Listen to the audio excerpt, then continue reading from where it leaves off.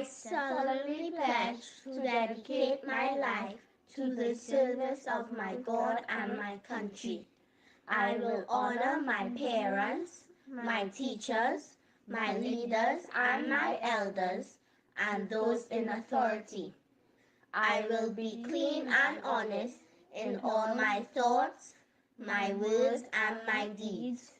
I will strive in everything I do to work together with my fellow men of every creed and race for the greater happiness of all and the honor and glory of my country.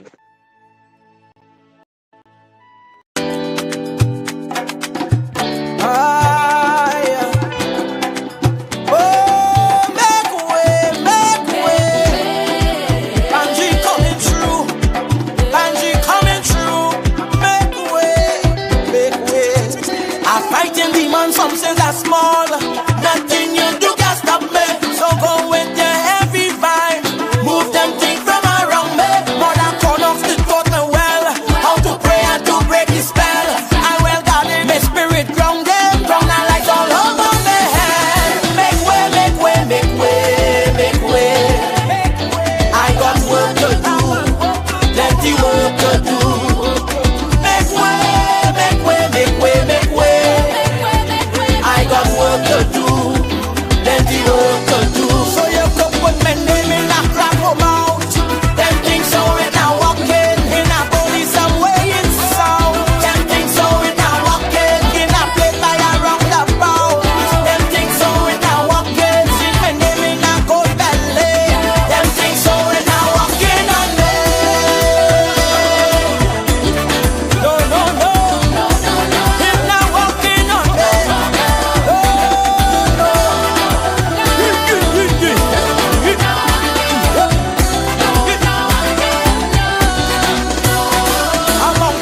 Bounce Up Central Network.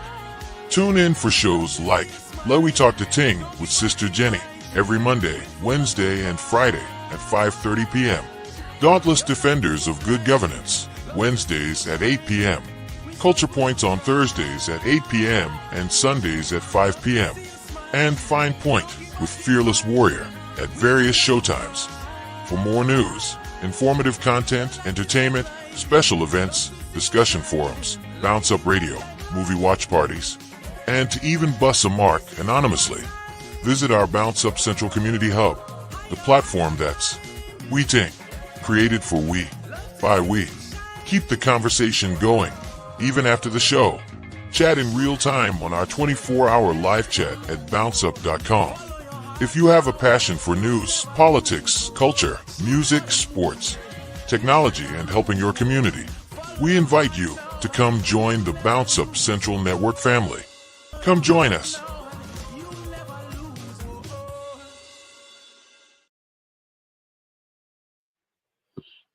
Good evening, Trinidad and Tobago, and welcome all to Dauntless Defenders of Good Governance. This is our first edition in a long while since we were dealing with the PSA election, and we are back. We are back. It is disappointing to see how the results are trending at this point in time. The official results are not out as yet. The special ballots was being counted, and it was over 1,000 plus special ballots. And you had a number of discrepancies that was taking place in the PSA election. But we will have a panel discussion to deal with that. And we'll have different people from different opposing sides who will be on the panel discussion to deal with it in subsequent broadcast. Because we need to do a post-mortem. We need to do a post-mortem. But tonight we will be focusing back on the politics of Trinidad and Tobago, but still in the politics and also in the PSA is none other than Miss Felicia Thomas, the candidate for Sacrosanct And she would have made a statement that is very, very, very, very, very troublesome at this point in time.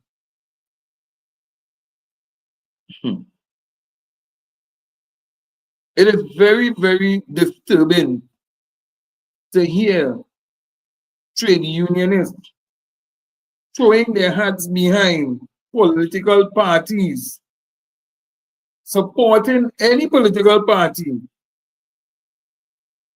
and not seeing about the members in which they were elected to serve business.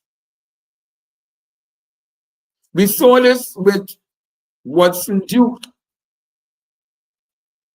We saw this with Watson Duke,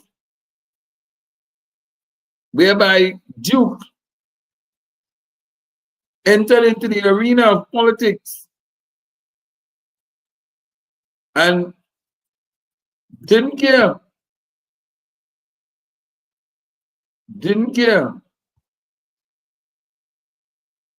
about even the members, because he was focused on getting his salary, and not just his salary, but focusing on his political career in the parliament, trying to get into the parliaments of Trinidad and Tobago.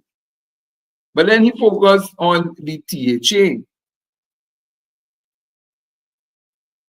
And in focusing on the THA, Watson Duke started to use the funds of PSA.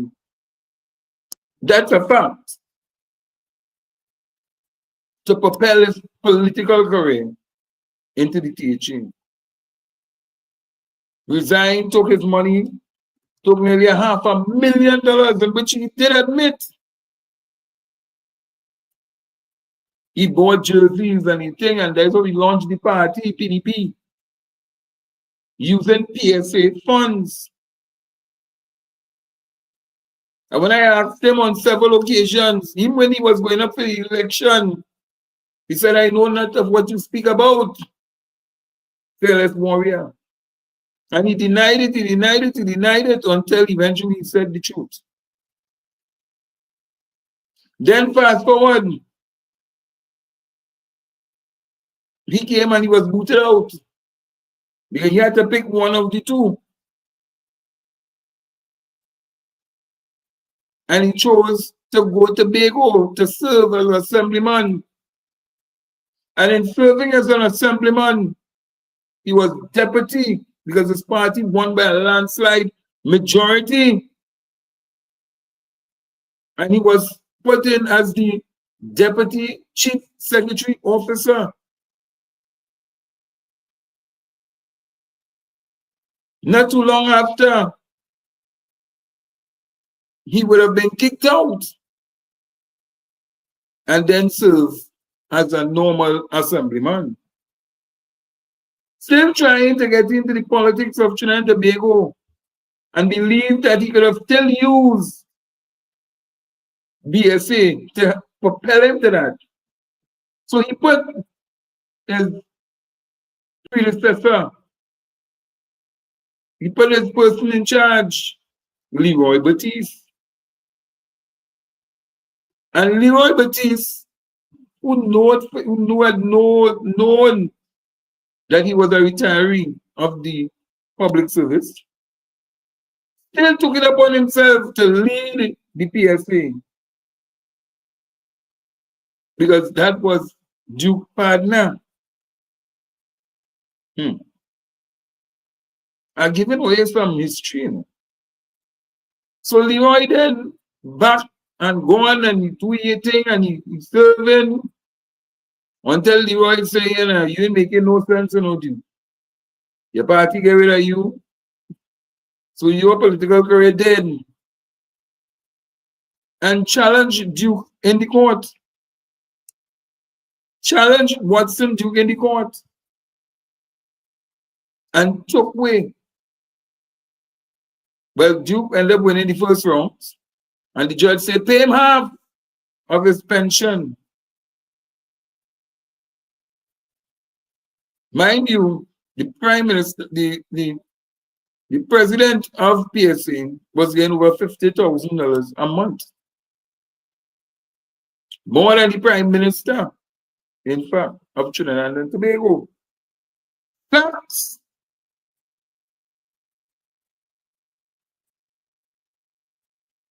Facts.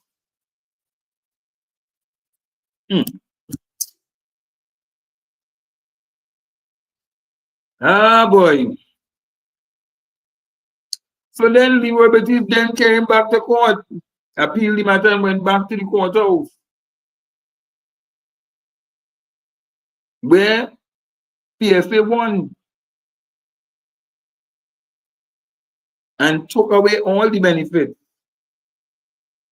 from Watson Duke. That is a fact. So now Watson Duke is in the wilderness, in the political arena in Trinidad and Tobago, still fighting, still apologizing up to this day. So now we move rightly along to the elections of the PSA. 3 teams. One seems to be emerging the victor. And it's another female that will be leading the PSA. Just the second female in the history of PSA that will be most likely leading the PSA. But before she even gets into office, this is what she had to say. PSA presidential candidate vows to oust the PNM if elected. Listen to that, listen to that headlines. PSA president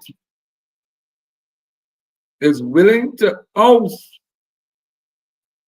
the PNM if elected. Now, Leroy Batiste tried something like that, and when he went down to Faizabad, we gathered up other people who's non-union members, and they carried them down Faizabad and they asked the question, raising a motion that was not supposed to be raised, not supposed to have been raised at that meeting, asking the crowd, do you all want me to wait until the UNC comes in to negotiate on your behalf? And the few people who were paid to go down to Faizabad under the PSC jump up and say, yes, yes, yes.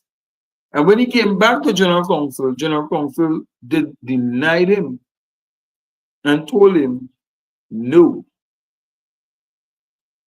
we don't want no negotiation when the UNC comes in. We want negotiation to be concluded now, is what the people said. And here it is, Felicia Thomas, who worked under Leroy Batiste, and if the presidential candidate vows to oust the PNM, if elected, oh boy.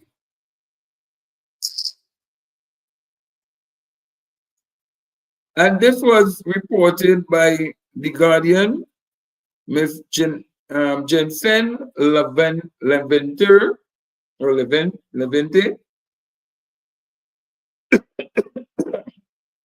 and it reads, Public Service Association presidential candidate Felicia Thomas says the first order of business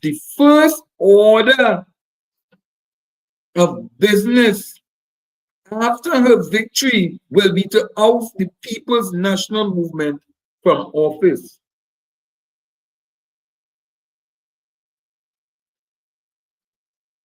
Speaking with Guardian Media outside the PSA headquarters on Abercrombie Street yesterday, which would have been Monday, right? Felicia Thomas was unofficially described by the election committee as having won by a landslide. Said the opposition had a better track record. Listen to what she's saying, you know. The opposition had a better track record of meeting workers' needs. The first order of business, I would say, is to remove our oppressive government from office. She said, adding that the PSA met with and would continue to meet with the United National Congress.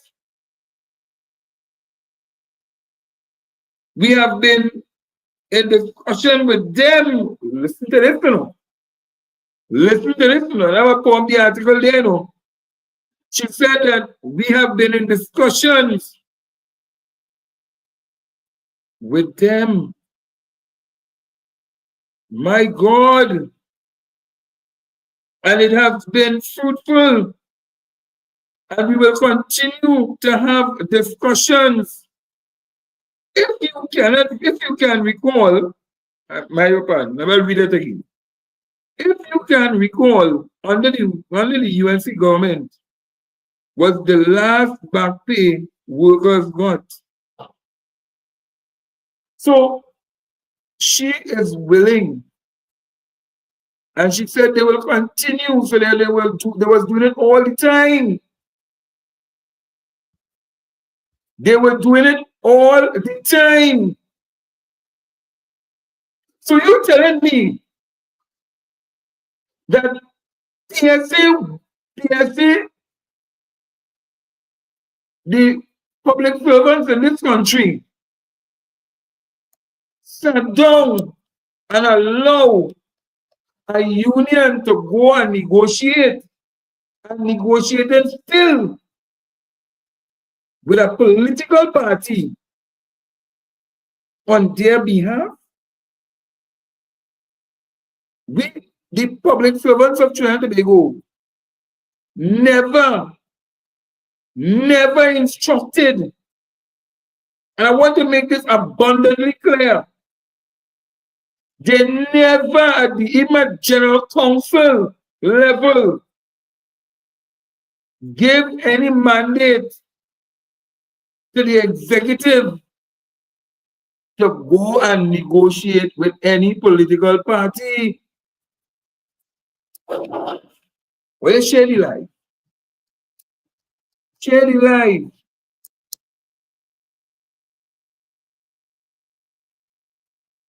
That is why it hurt me.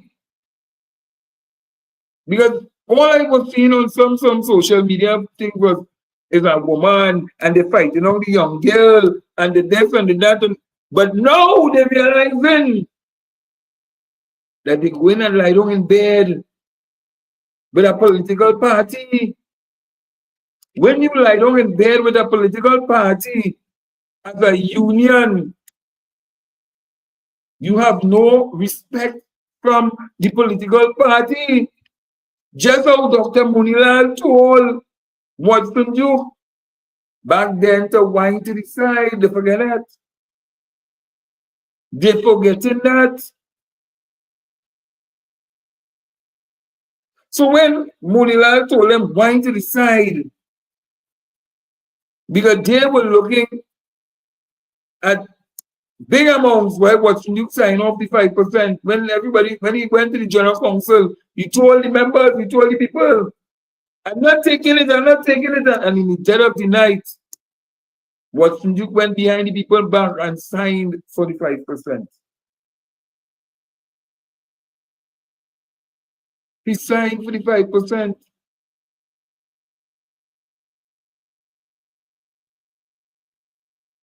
Look at the level of defeat and deception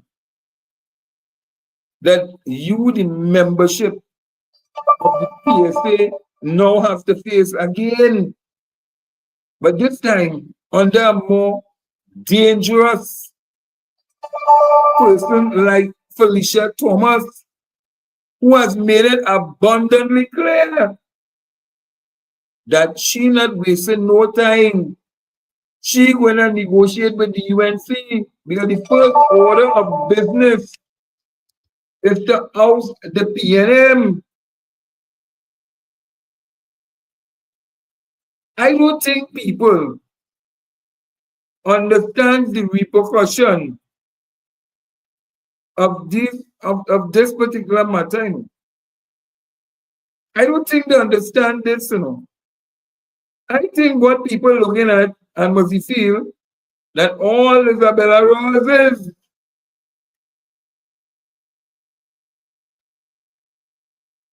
will be good. But there are people who have set up young minds like Felicia Thomas. They will set you up. And when they set you up, that's the day your political career is gone because you're going into politics. So now what? You going to negotiate with your employer. Because mind you, Felicia Thomas forget who she employer is. So himself going and talk to himself.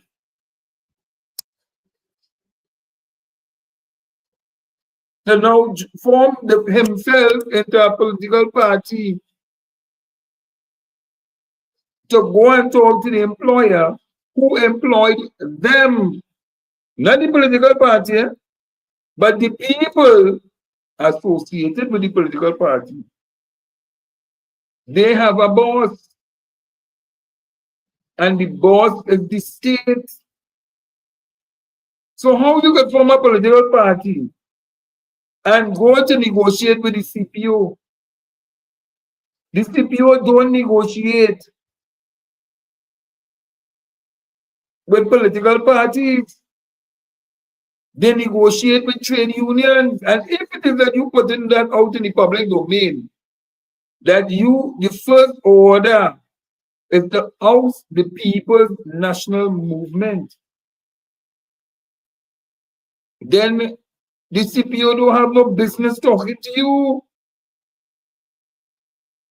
Then what you have done to the public service, the public servants, and the public service is bring it into disrepute.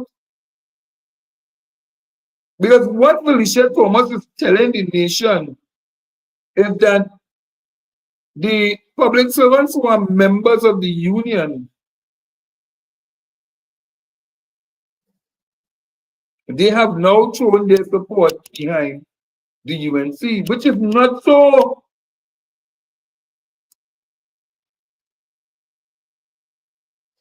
And mind you, Felicia Thomas has set up, this is trickery. This is what you call trickery.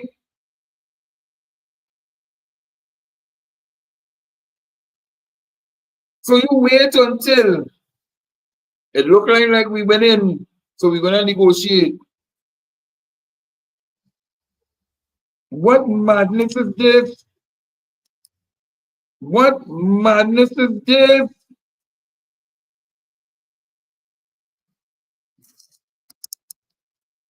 Oh God.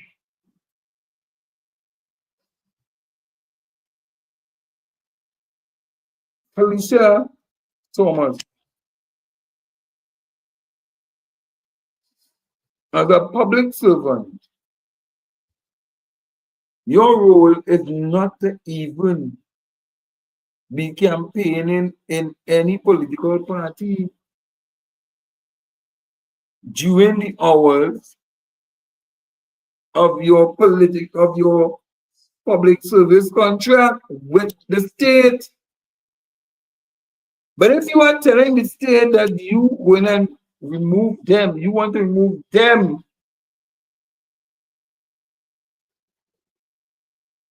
then the state has no business in talking with you. The so-called president want to be political leader of the PSA, new political party.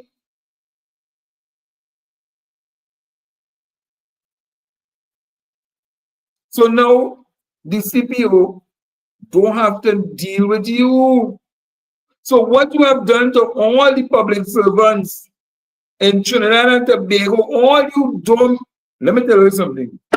I just don't want to say what I want to say. If I say what I have to say, they will vex me. Because what Felicia Thomas did to oil is tell oil have nothing to get. And she do business. Whether we get 4%, 5%, oil lost the last 3 or the 9 years, she don't care. Because she going into politics. She going to throw PSA behind the UNC. That is what Felicia Thomas has told the people. Your first order of business is to oust the PNM.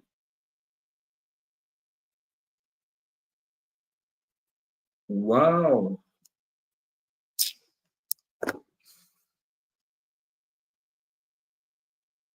You know, it's whole day I'm pondering on this thing. It's whole day I'm trying to figure out this thing. Why would somebody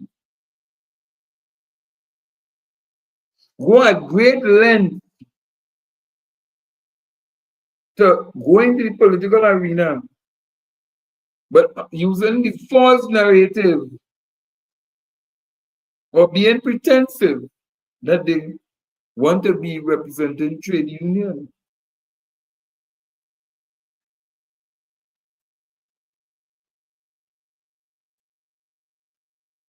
We cannot allow, and we must never allow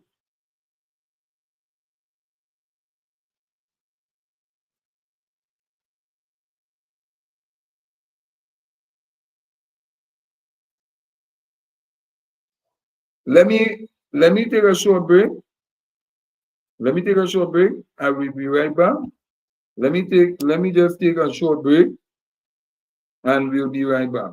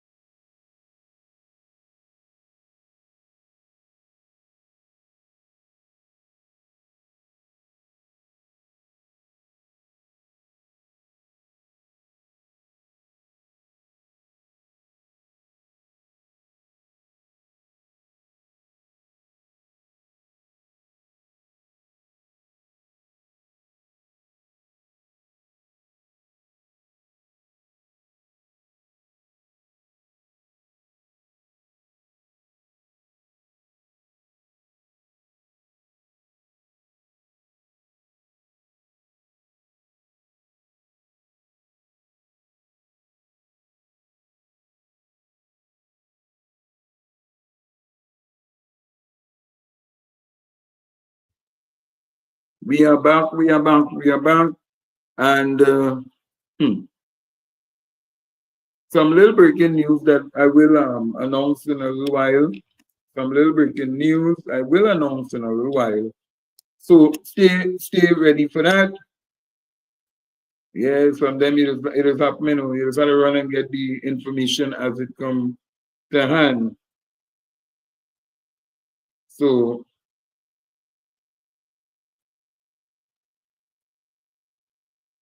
we will I will give you the information very soon, and so we will take it from there. But let me go back to what I'm saying in terms of my trend of thought. So what Felicia Thomas has done is said to the government of Trinidad and Tobago, the CPO especially, the Chief Personnel Officer, is that I will not negotiate with you. I will wait until the opposition comes into office and then negotiate. Compromising on office, bringing out the whole public service into disrepute. And that's the foolishness that we allow in this place called Trinidad and Tobago. But I blame you, the public servants, who sit down and ran just like when they do for election.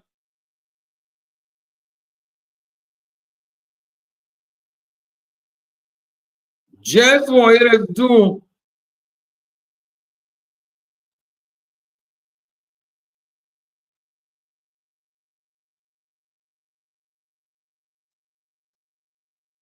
And or you don't like to come out and vote. Or you don't like to come out and vote.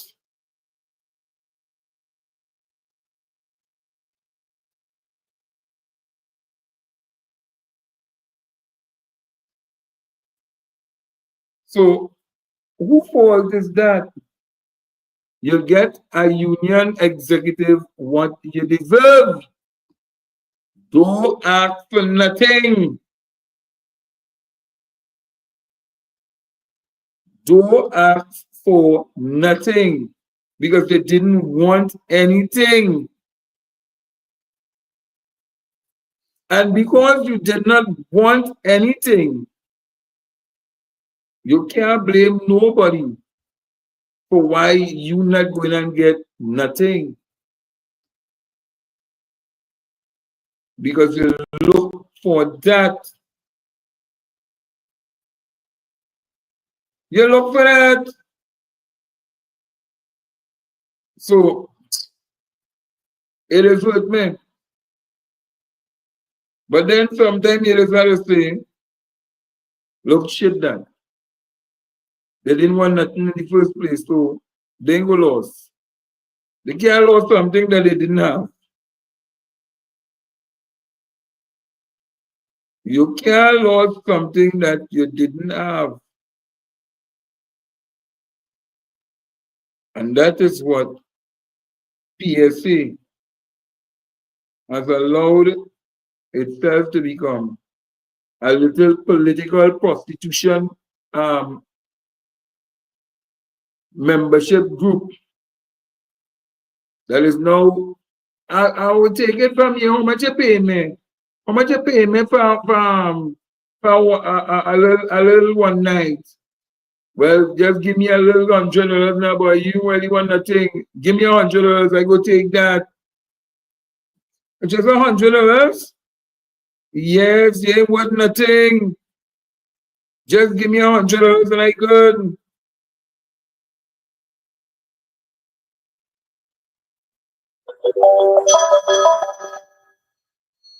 Hold on. Hello, good evening. Good evening to you, sir. Good evening to the listeners of Dauntless Defenders of Good Governance. Good evening.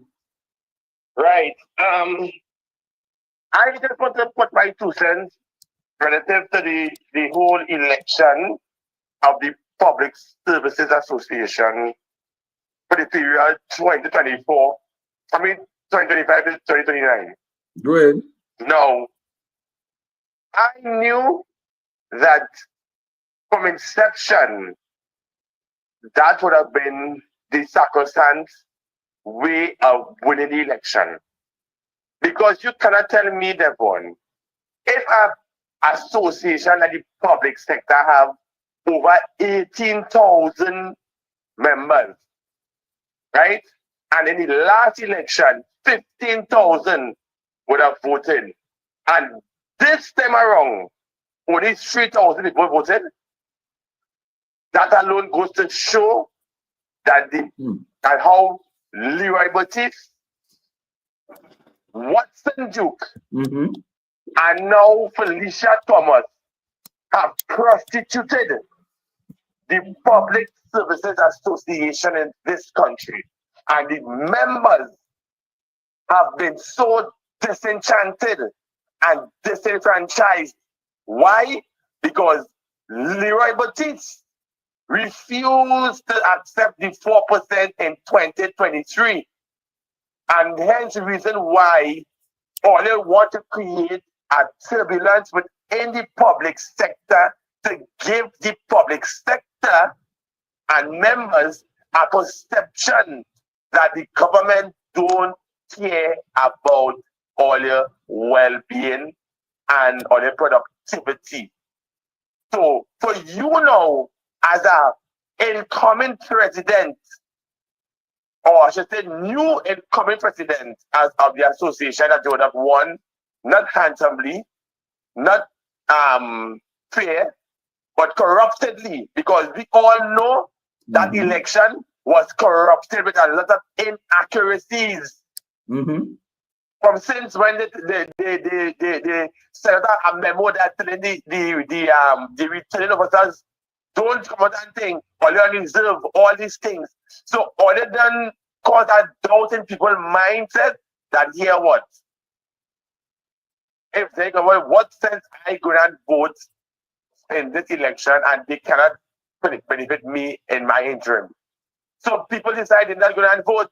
And all the people who have voted for sacrosanct was members of the WASA fraternity, the Water and Sewage Authority. It's really them alone supported that team, you know. So it goes to show that you know come on national television last evening to say what you are going to align yourselves with the UNC to unseat the PNM, because under the UNC then you Pastor UNC, all they got 14% and all the things was nice. So all they think that when, I don't say if or when, God forbid that so-called party come into office, they're going to give only 10% and 40% for the short Thomas. Only thing what's going on with America right now, the whole Caribbean is quaking right now. Right? But we just take our kindness for weakness in this country. You always say you never have until you lose it, you know. You understand? You only put this one here. Who was under Leroy Batiste? Who was under Leroy Batiste? Who also championed the cause that all they don't want no 4%, all they want 10%. And today, 2025, a year and 3-4 months later, the public sector members cannot get their money. Why? Or they went to court, and they caused a set of problem in the court with this whole 4%. Everybody accepted it. Accept it and move on. All they want to play politics. All right. So they're going to ask that question. You're saying you're aligning with the UNC to answer the government at present. Let me say now, if the People's National Movement is returned to office in 2025 and beyond, right, this I should say, and beyond, what is PSA's position going forward?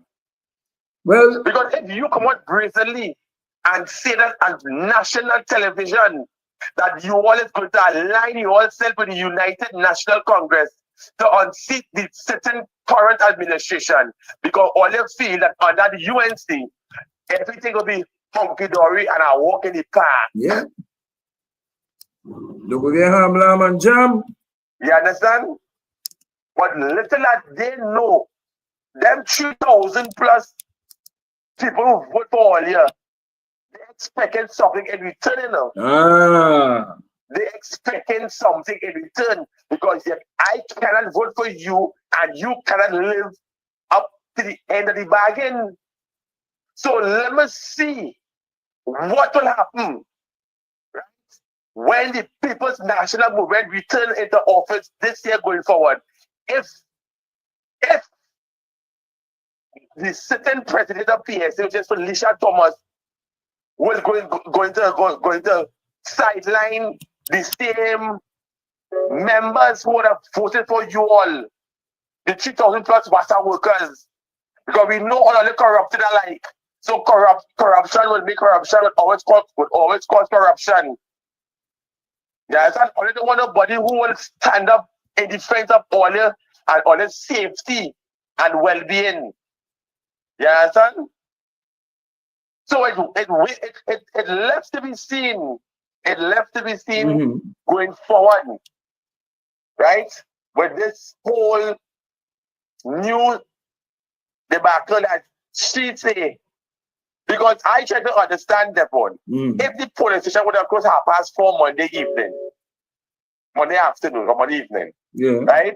And it's not till after 9 in the night, or let's start to call ballots.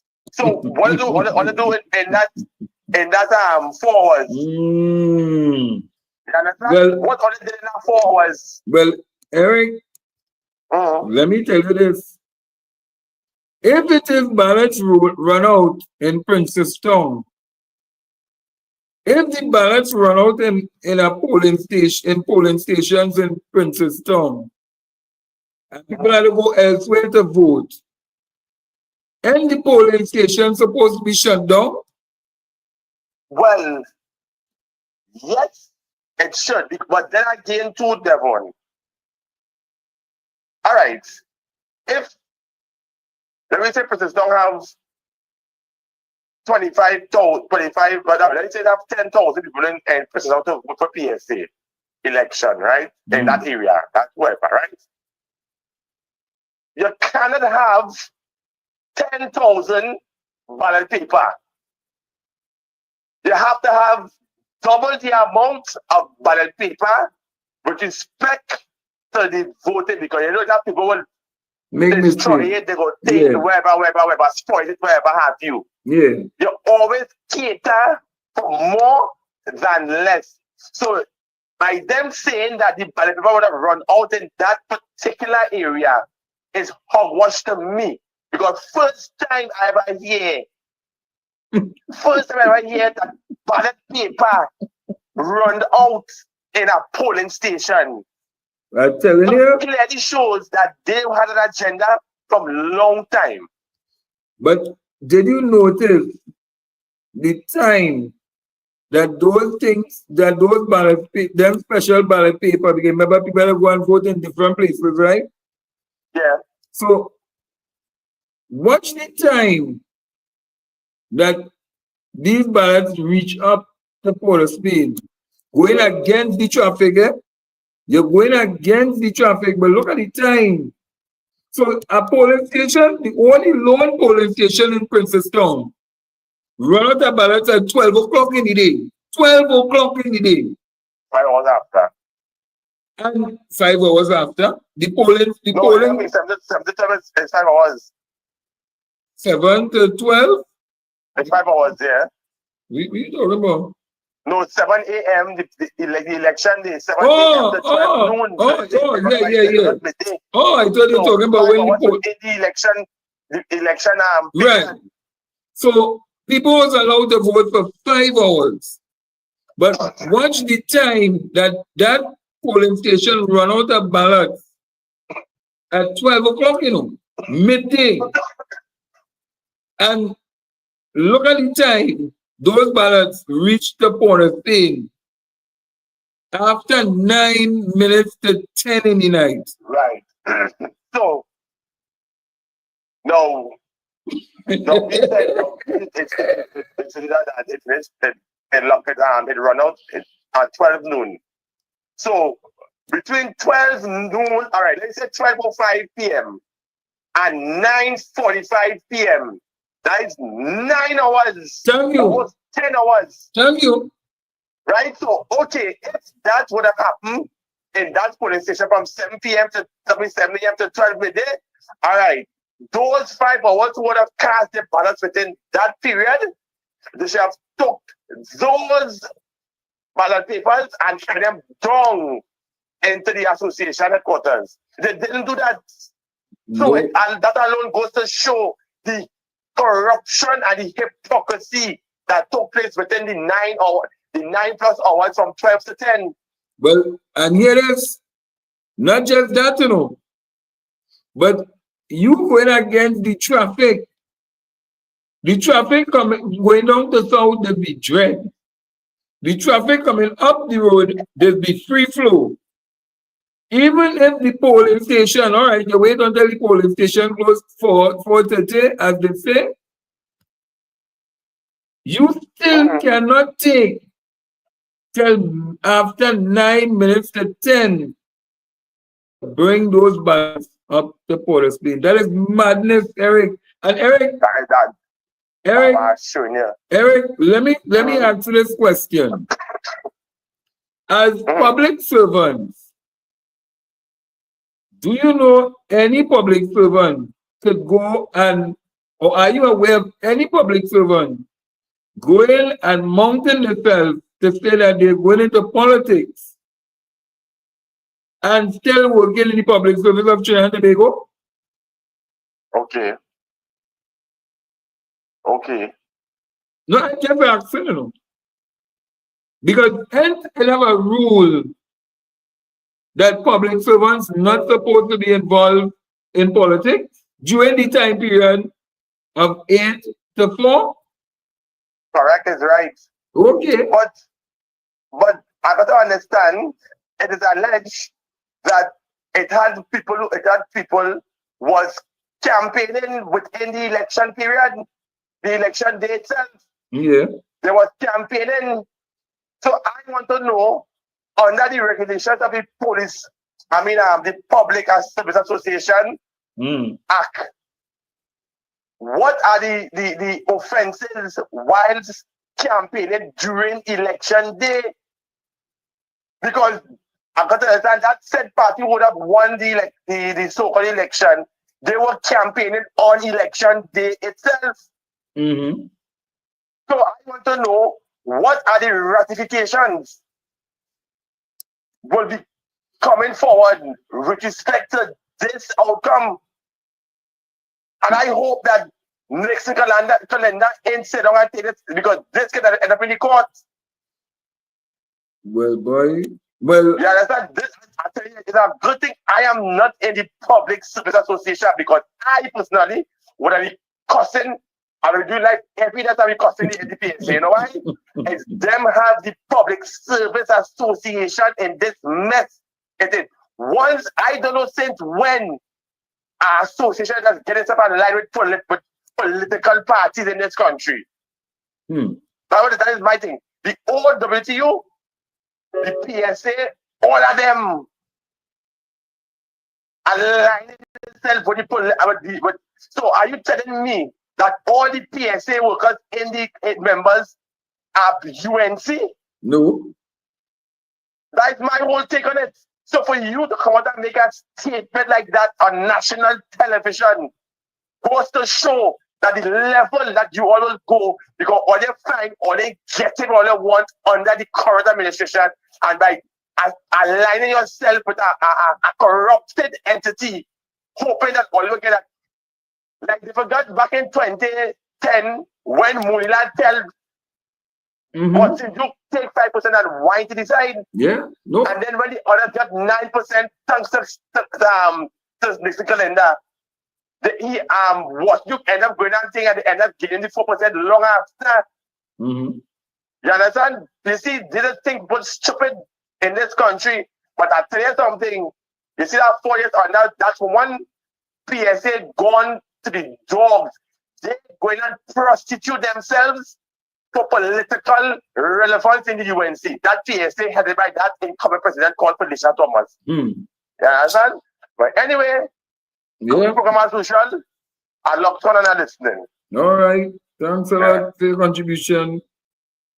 But one of the things in terms of not just prostitution,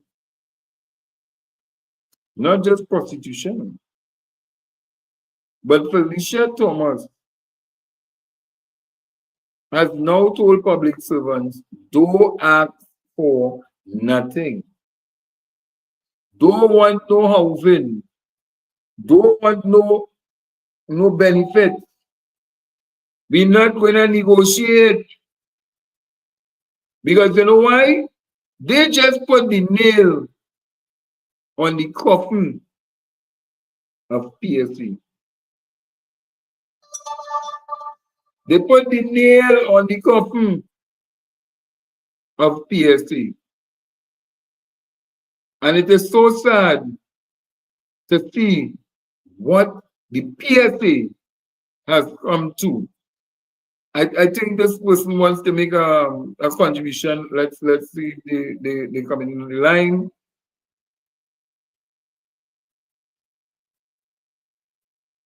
And let me see. All right. Mr. Tate, you can call back in. You can call back in if you wish to make your contribution.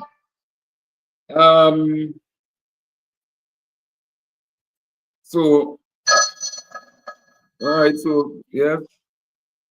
Good evening, Mr. Tate. Hello? Good evening. Yeah. Go ahead. See you, sir.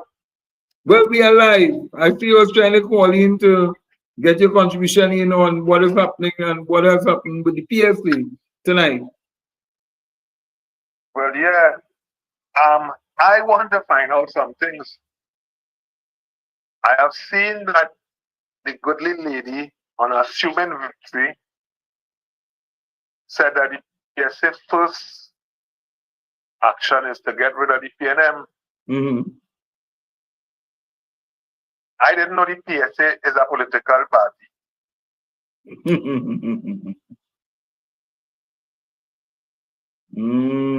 And if the union is involved in politics, they have to have a political fund, which members will contribute voluntarily to it.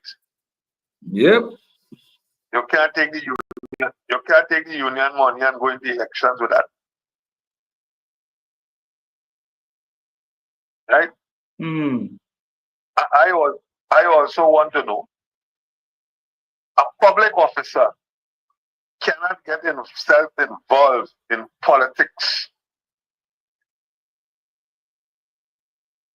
during his working hours. Right? Therefore, if you have a march lunchtime or 1 o'clock, at my working hours, 8 to 4, I getting involved in politics.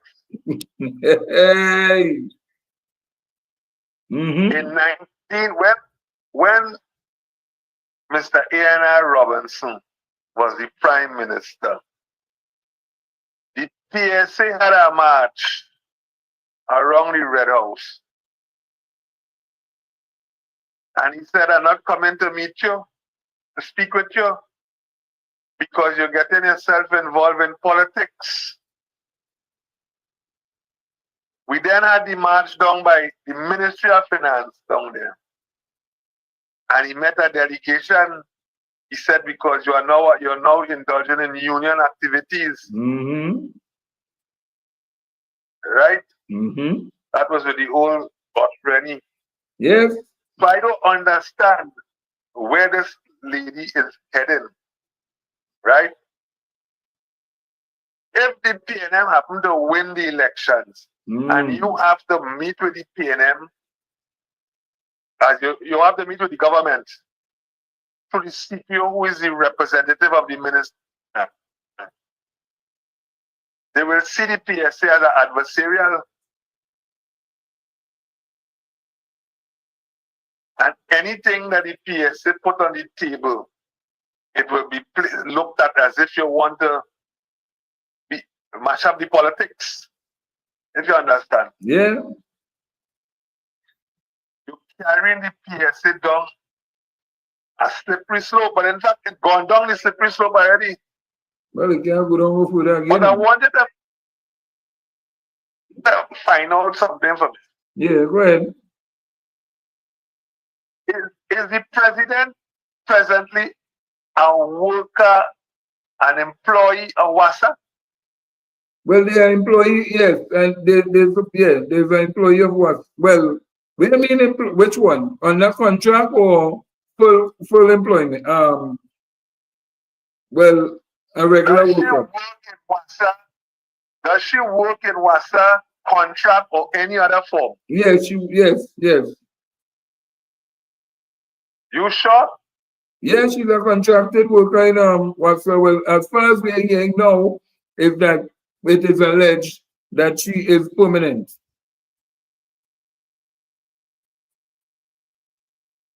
Yeah? Well, I want you to do some research on that for me. I want you to do some research on that for me. The final she's a worker in WASA. I want you to research if she is an employee in WASA. Research it for me.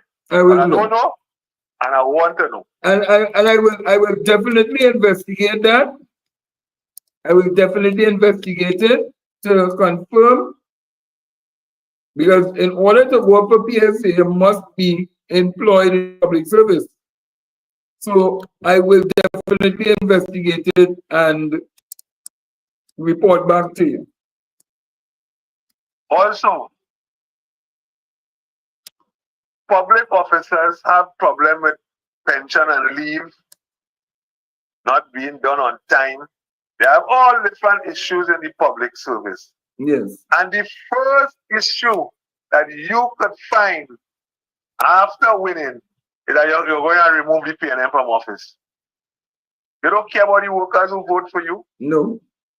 The 2,000 and something workers. Well, I have the results basically now coming in.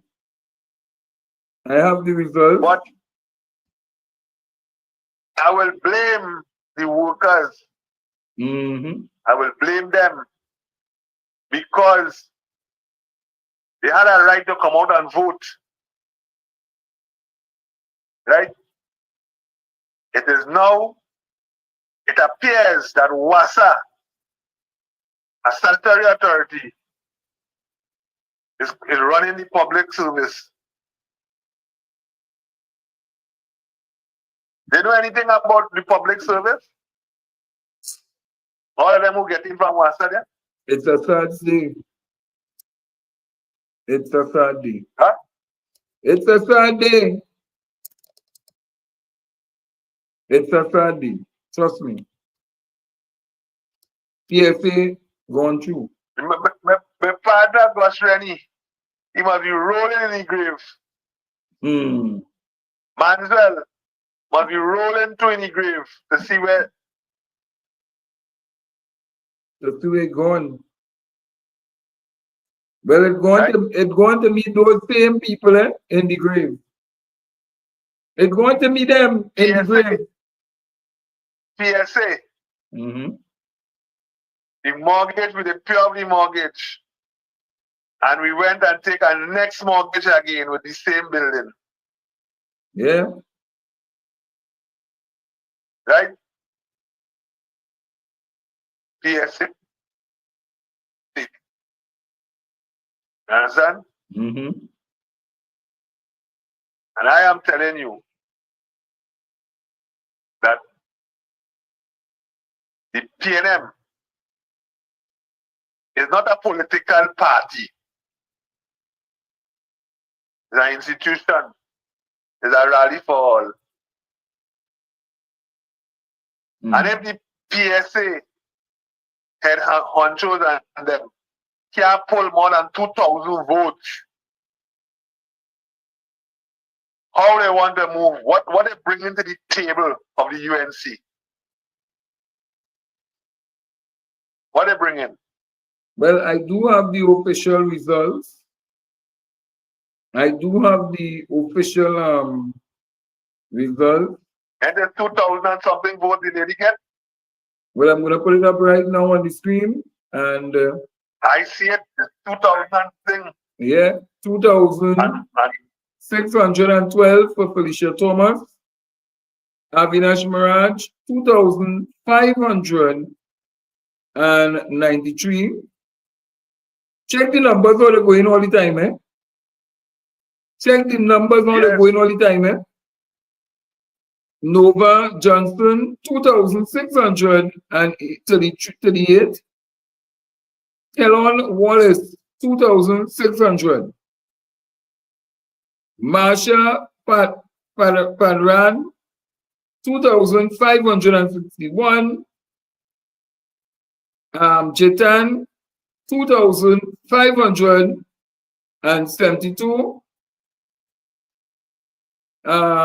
Chanel is 2,469. Nicole Daniel, 2,587. Duke, I wonder if you related to what's in Duke. 2,580. James, 2,570. Another Thomas, Chester Thomas, 2,500. And I think that is just let me just put it up a little big on my screen here. You know, when the letter go down, it's gonna get a little smaller. My eyes can't see. Find out how much people from WhatsApp vote.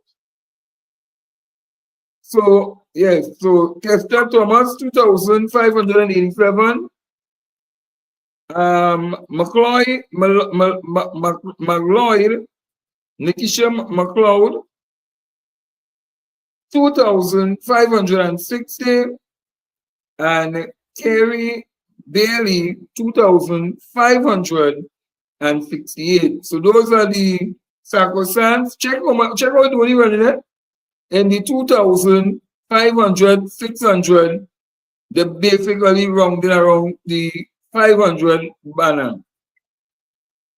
So, is that enough votes for the PSA to carry to the UNC table? No. We are bringing to the table. No. PSA is the first trade union or association that fire its own workers. I'm talking about workers who work inside the offices of the union, right? And they went to the industrial court, bank and general workers, and they were reinstated with the job. You remember that? Yes. Yes. With the same PSA who does say they care about people, fire the people who was working inside the office and them. Yeah. And they were reinstated by the industrial court. So if you could do the people inside that, would you care about me outside here? No. No. That is your philosophy, right? But I look in again, the workers I should have come out and vote, but I'm looking again. But I'm just telling you that I saying it, and you could go and repeat it. That team that get elected cannot do one thing for public servants. They cannot do anything. You understand? There's a waste of time. Right? And if she wants, she could get up on some media and attack me. I will attack her back. Right? That was elected in there is a waste of time. It's a waste of time. Right? Because people that judge you by what come out of your mouth, you know. Yes. Right? And the first thing you say, the PSA is to go and remove the PNM from office. Yeah. And what you say? Yeah.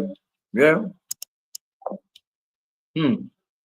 So that was David Tate. But I telling you, people are questioning.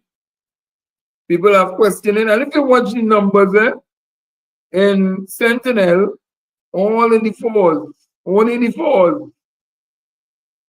Or one person, only one person got over 1,000. Everybody is 99999.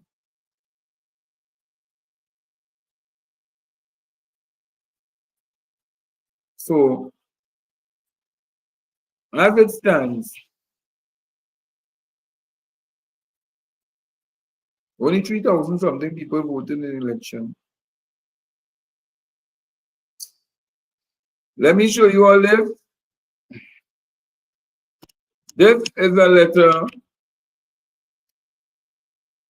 This is a letter here that someone said that they would have stayed to their word. And it is dated the 12th of March, 2025. And they write it to the account, the executive one, Ministry of Youth Development and National Service. Number 2, Elizabeth Street, St. Clair. Well, the UFS, Director of Human Resource Services. And it reads, Dear Madam, I, the undersigned, hereby request that my monthly payment / deduction in the sum of $100 be made to the Public Service Association, be stopped immediate effect. Thanking you in advance. And the signer is Jennifer Batiste. I mean, maybe Jennifer. Why I call her Jennifer Batiste? Jennifer Frederick, Cook 1. Now, on Monday night, when I did talk to Miss Jennifer Frederick, I don't know why I'm calling her Jennifer Batiste, but hold on, let me take this call. Hello, good night, you're live. Yes, sir. I want $500. Hello, you're live.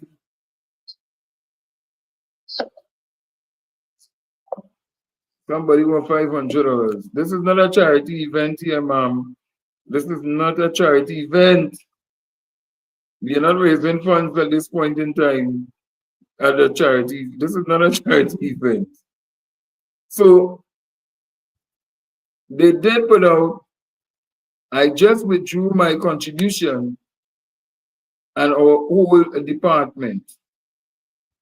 So a number of persons have submitted their resignations, their documents. A number of persons have submitted their documents to the accounting officers in their respective departments to resign from the PFA.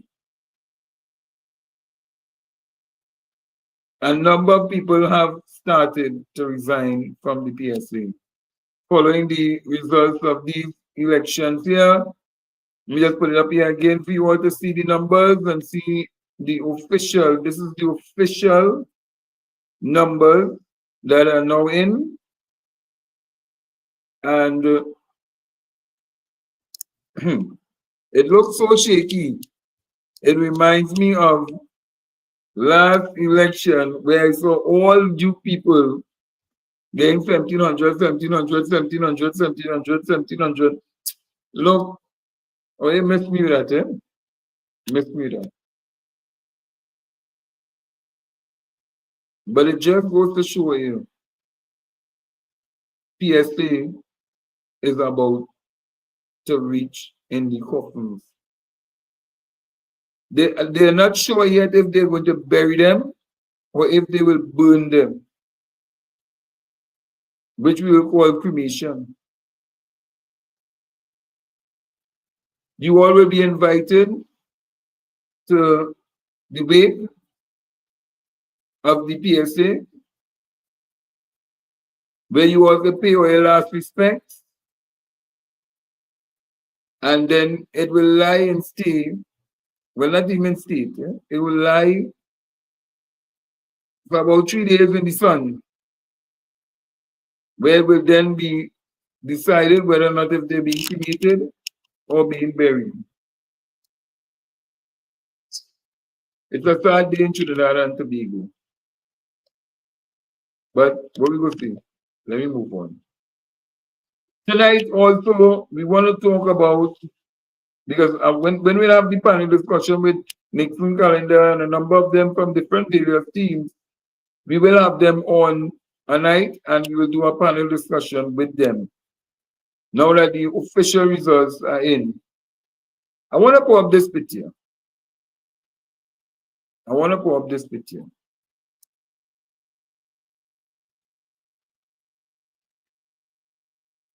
This is the People's National Movement. Members of the 1956 PNM government were, and here the names are, and watch the individuals. O'Halloran, Mahabir, Montano,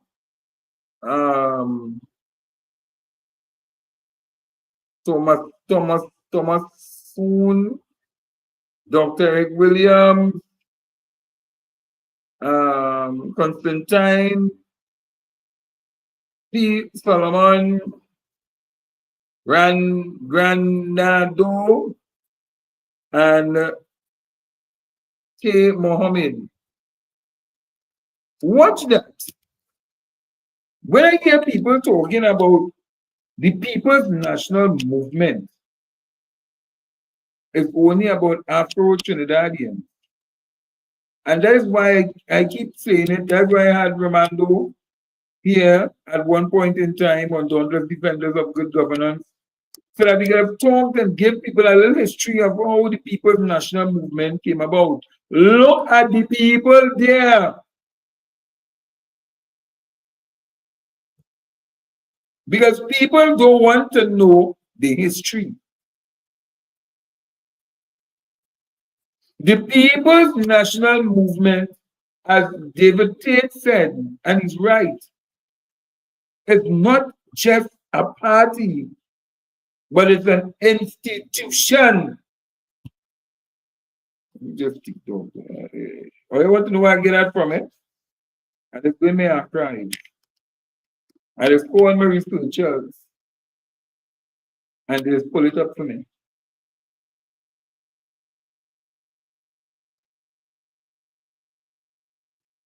So when people talking and people saying what they had to say,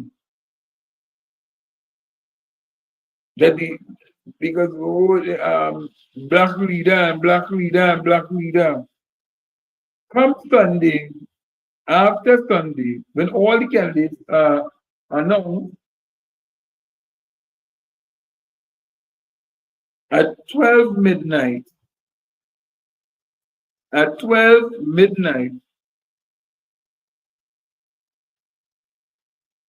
we will be seeing a new ushering in, a new prime minister for Trinidad and Tobago, and he will take his oath of office probably at the Parliament of Trinidad and Tobago, probably at Woodford Square, we don't know. We don't know. But we'll have to wait and see. But most likely it will be at President's House, or it might be in the Parliament of Trinidad and Tobago, and they welcome him in as the new Prime Minister of Trinidad and Tobago. But I wanted to show you all how people don't know the history in Trinidad and Tobago. And that's why I keep telling people, if you don't know the history, you're doomed to perish. And too many times I'm seeing too many young people don't know the history because they don't want to pick up a book and read. They want to know it on TikTok. So TikTok and Facebook and this one and that one tell you if this is that, you're going with that. Nothing ever happened from 1956 to now. You're going with that. No development. You see development in front of your face and it's still saying it's not no development, you're going with that. Look at the players.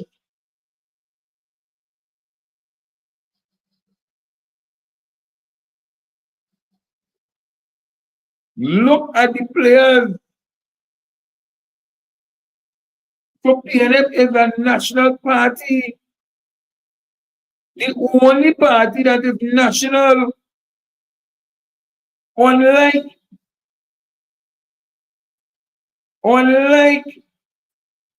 the other pickup sides, we're just picking up. I like Philip, come. I like you, come. I like this one, come. I like this one, come. I like that one, come. So it's based on, I don't like your style, you me go and give you no play. You ain't ready to get no play here. Nah, I want you. You just make real noise. You go defend me. So I'm picking you. It has nothing to do with country. It has everything to do with my party. And this is why when you listen to Dr. Eric Williams, when he was given the mandate by General Counsel to take Trinidad and Tobago to independence, look at the people who were there.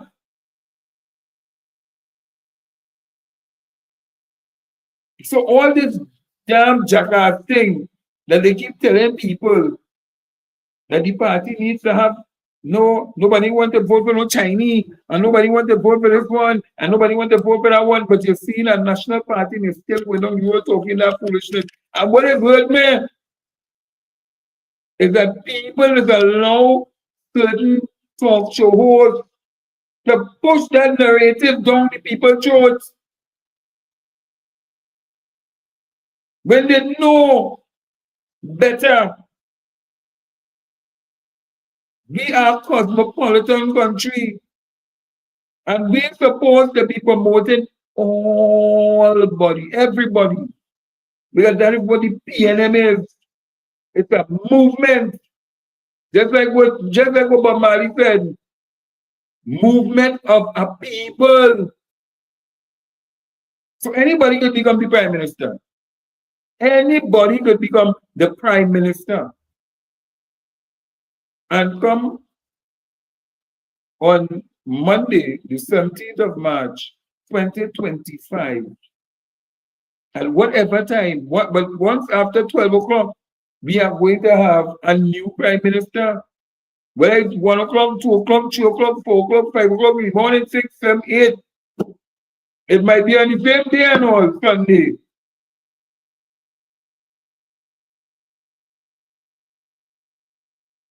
But we will see a new prime minister. Because the letter will go to the prime, will have to go to the president.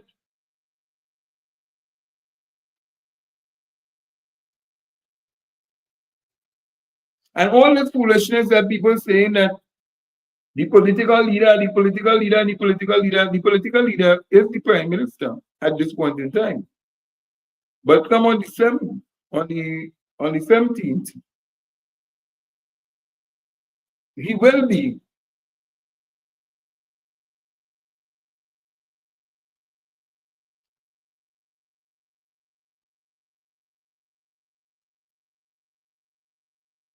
Okay.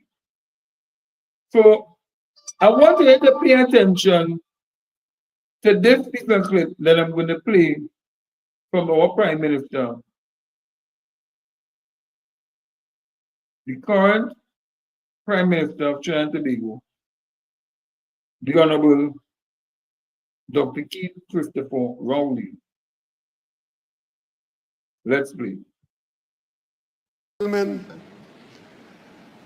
throughout my career, I've begged my colleagues and my fellow citizens, don't sell this country short. I know there's a lot to be done. I know we fail from point to point, from time to time, but in this nation, there's so much that we can be proud of. We must acknowledge that it has been good in very many areas. And one of those areas is the health sector. I have a few colleagues in the parliament who every so often they are going to get up and talk about the collapse of the health center. During COVID, I was talking to some people abroad who were experiencing the worst of Delta while we were just being exposed to Delta. And in my conversations after about 3 or 4 days, comparing notes with a hospital in the United States and a government department, one of the people stopped me in midstream and asked me, where did we get that staff from? Because I was talking to them about the staff that we had and what they were doing and how we were proceeding to respond to COVID. And they got to know the staff designations that I was talking about. And one person asked in the meeting, where do you get your staff from? And I said, they are public servants on the establishment in Trinidad and Tobago. And the person repeated the question, yes, but where did you get them from? And I said, they are citizens of Trinidad and Tobago who might have studied abroad or in very many universities, but they all belong to Trinidad and Tobago. And they are in our hospitals, including probably the only virologist who was able to track the variants of COVID as we collected samples in our population and moving from Delta to Omicron or whatever it was called along the way. These were people who were on the establishment of the public service in our country. And people in some of the richest countries of the world, because I had another country in Europe asking me, where did we get our technical help from in the face of the threat from COVID? They came from the public service and the University of the West Indies.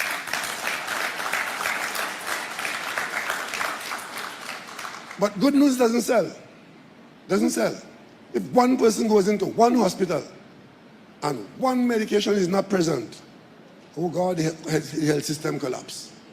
And there are a handful of people behind them to beat that drum. That is not to say that everything is perfect. It is to say that we must acknowledge where people, especially professional people or people at every level in the system, are doing what they are required to do to ensure that the rest of us have the best day we can have, because other people are doing what we depend on them to do. And ladies and gentlemen, in our health system, we have a lot that we can be proud of. A lot. As a student of UWI, I've spent a significant portion of my life in UWI. I'm very happy to hear of the commitment that is made both by the government through the ministry and by the University of the West Indies to ensure that this facility, if it is not already there, but it will move to the top of healthcare training. And I tell you all something too, talking about COVID. You remember what happened during COVID when vaccines were required and we couldn't buy one even though we had the money? And even where we paid the money, those who we paid put us at the back of the line. Right now, they are telling us something else. We rely a lot for our healthcare delivery on certain specialists who over the decades we have obtained from India, from the Philippines, sometimes from Africa, and mainly from Cuba. Out of the blue now we are being called human traffickers because we hire technical people who we pay top dollar equal to local rates, but we are now being accused of taking part in a program where people are being exploited. That's somebody's interpretation. And of course, there are local people here encouraging them to take away our US visas. Today, I just came back from California. And if I never go there again in my life, I will ensure that the sovereignty of Trinidad and Tobago is known to its people and respected by all.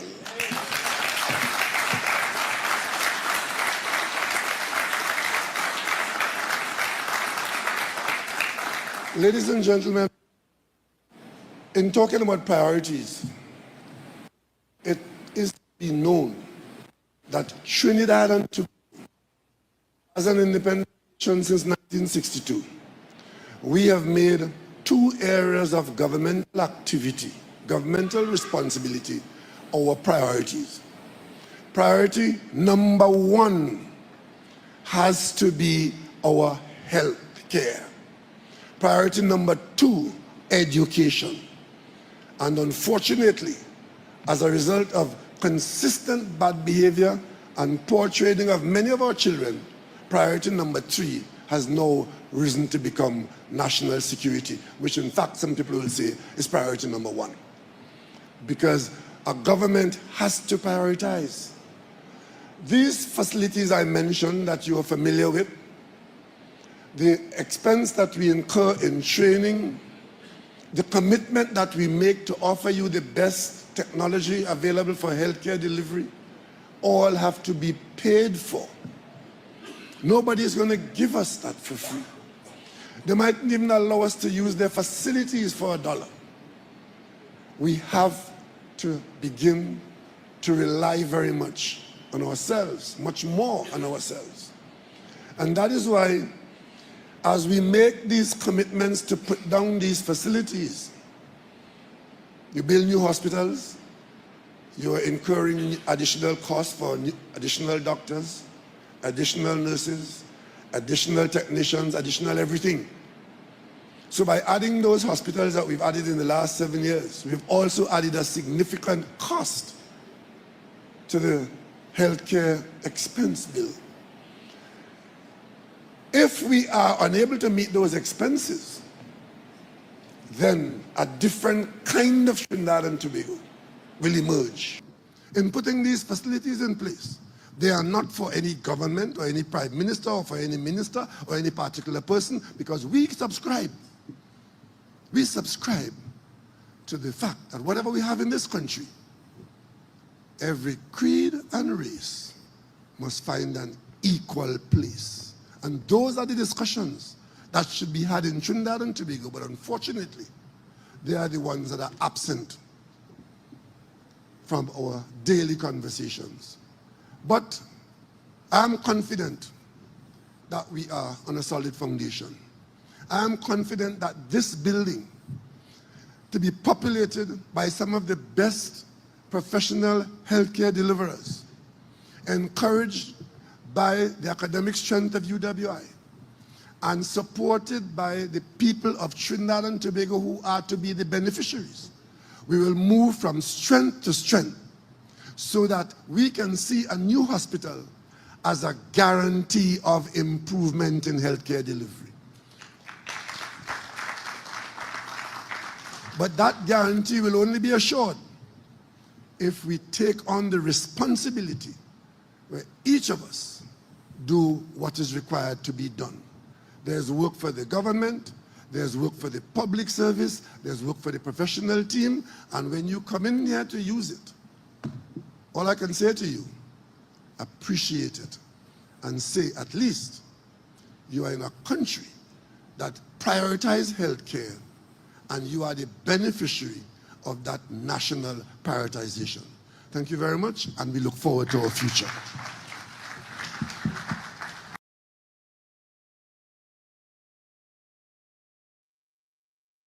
And you had it right there. You had it right there where the Prime Minister would have spoken about, yeah, every creed and race finds an equal place. But he also spoke about something that I wanted to touch on, which I ended up playing the wrong video, but it was integrated into it anyhow. But I do apologize for that. But he mentioned something in terms of that is very, very, very, very, very serious that we have to talk about before we wrap up tonight.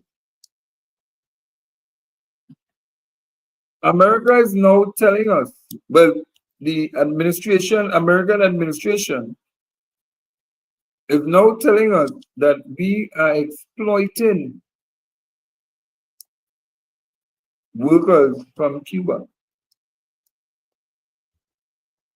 Last time I checked, workers coming here from Cuba are paid on par and even more than the nurses or doctors that are in Trinidad and Tobago. Check the records. It don't have no Cuban doctor who can come out and say, or Cuban nurse working in the healthcare sector could say that Trinidad and Tobago is exploiting them. None. None.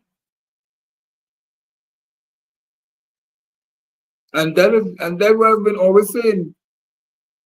We have allowed America to say, do what they want, feel what they want, and nobody mustn't say nothing.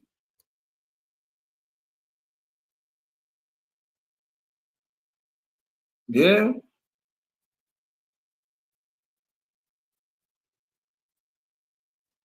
And yeah. And now England trying to do the same thing to get a visa to go to England. We have to tell America and tell America straight up. And you see, let me tell you something, eh? When I have heard people saying our music is coconut music, let me tell you these American people who feel that, you know, them up there. We living better than half of them. We living better than half of the people in America. Not the billionaires, because the billionaires in them, like Elon Musk, who is really a South African, but he living in America. I hope Trump sending him back. I hope Trump will send him back, because Elon Musk is not an American citizen.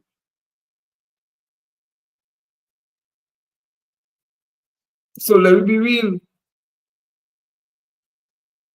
And when these big companies in America was exploiting plenty of the workers, because when they come to Trinidad and they want concession for this, they want concession for that, they go in third world so-called countries and want concession and concession and concession. They didn't care about workers.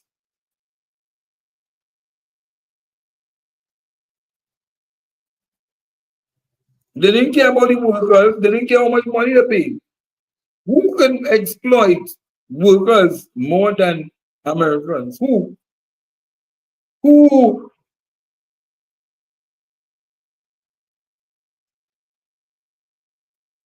Who? We had, let me tell you something, eh? People say no, and they're talking, and there's a raging debate taking place on the social media about, oh, America will give me sanction, America will this, America that. Let me tell America something. You know, long time they see people bend down and they pull down the pants and they show you the behind. We had to start telling America, look, kiss my damn ass. Because they believe that everybody must sit down and they are the Lord. Oh, Father, yes, Father, we wait on you. When you go up, we go catch you down here. You know, when America economy did fall, Trinidad economy didn't fall because it was based on balancing and managing the economy.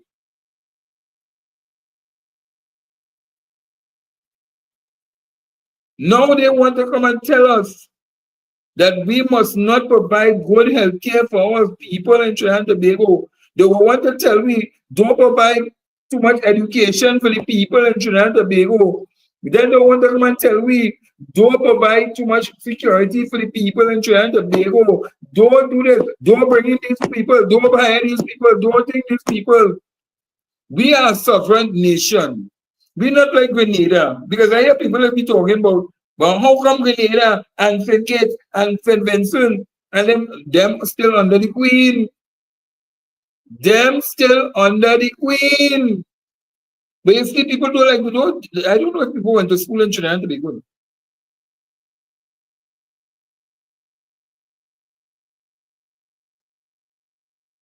I don't think that they understand or they go to school and they will tell you that you get a so-called what? A PNM education. Yes. Yes. And there's nothing wrong because half of them in the denominational schools, they benefiting from the same PNM education.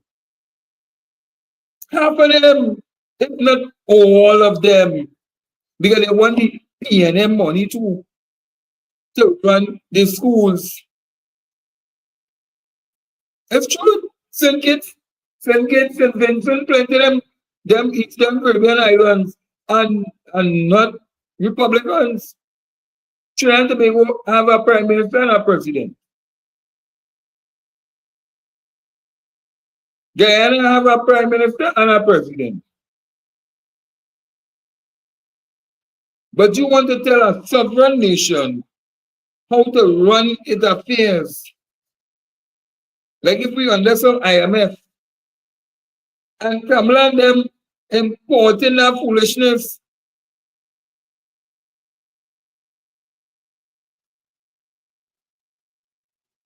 Kamala and them importing that foolishness.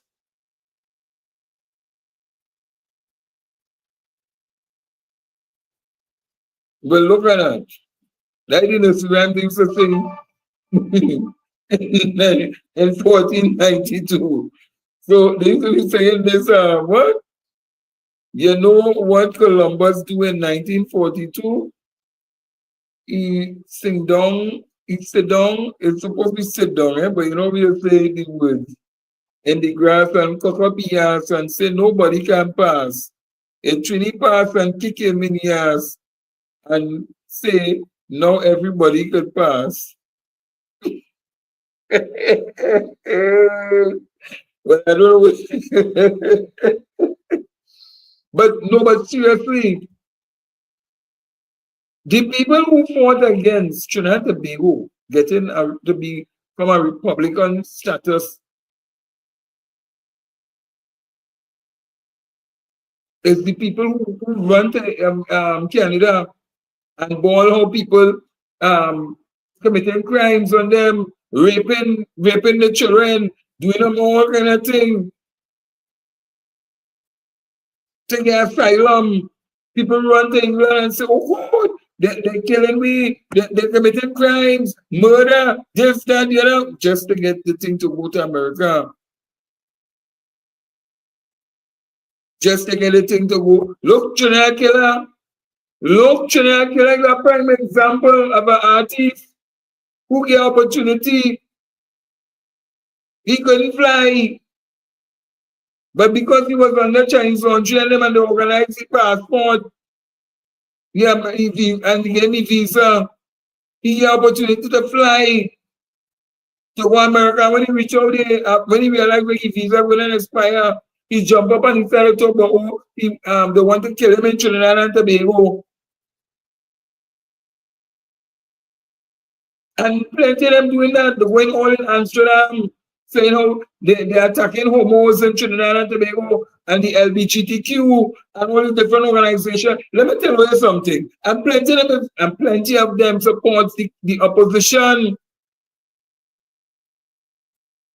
And they know what they're saying is facts. So when they run up to England and they say how people want to kill them, and they can't live a certain type of lifestyle in Trinidad and Tobago because people want to do them this and that, you know, and they get them asylum. And only when they reach out, they decide to do a set of shit in the people country. Then they'll say, why it is we getting visa restrictions? Because plenty of them when they reach out, they don't want to come back home. They want to hide in all them little old hole. Eh? They hide in. No means saying that they can't pick up and they want to leave a country and for betterment, you know. But when they go to the people's country, come back now. Come back.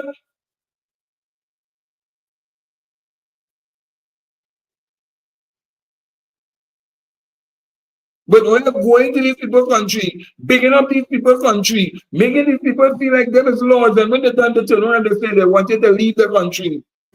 Because that was Donald Trump telling you now, leave my country. Or if not American citizens, leave my country. You didn't born you're born in America, but your parents and them is from the Caribbean, go back to the Caribbean. So plenty of children who coming back to the Caribbean never know nothing about the Caribbean because they're born in America. And you know what Trinidadians like to say, or the people of the Caribbean like to say, he's an American child, you know. Anything happen to America coming for my head. Well, not this time, because Donald Trump telling you straight up, we not gonna take care of you. We don't consider you to be no American. But all you want to fight because plenty of them feel like, okay, I reach up America. Well, I am in America, you know. Yeah, I'm in America. I'm calling from America, or I'm calling from England. Yes, yes, yes. And it's very nice, but it's very nice in Trinidad too. It's very nice in the Caribbean too. It's very nice going to Bahamas too. And the first thing that's going to plenty of these people know, oh, the crime is very high. The crime before.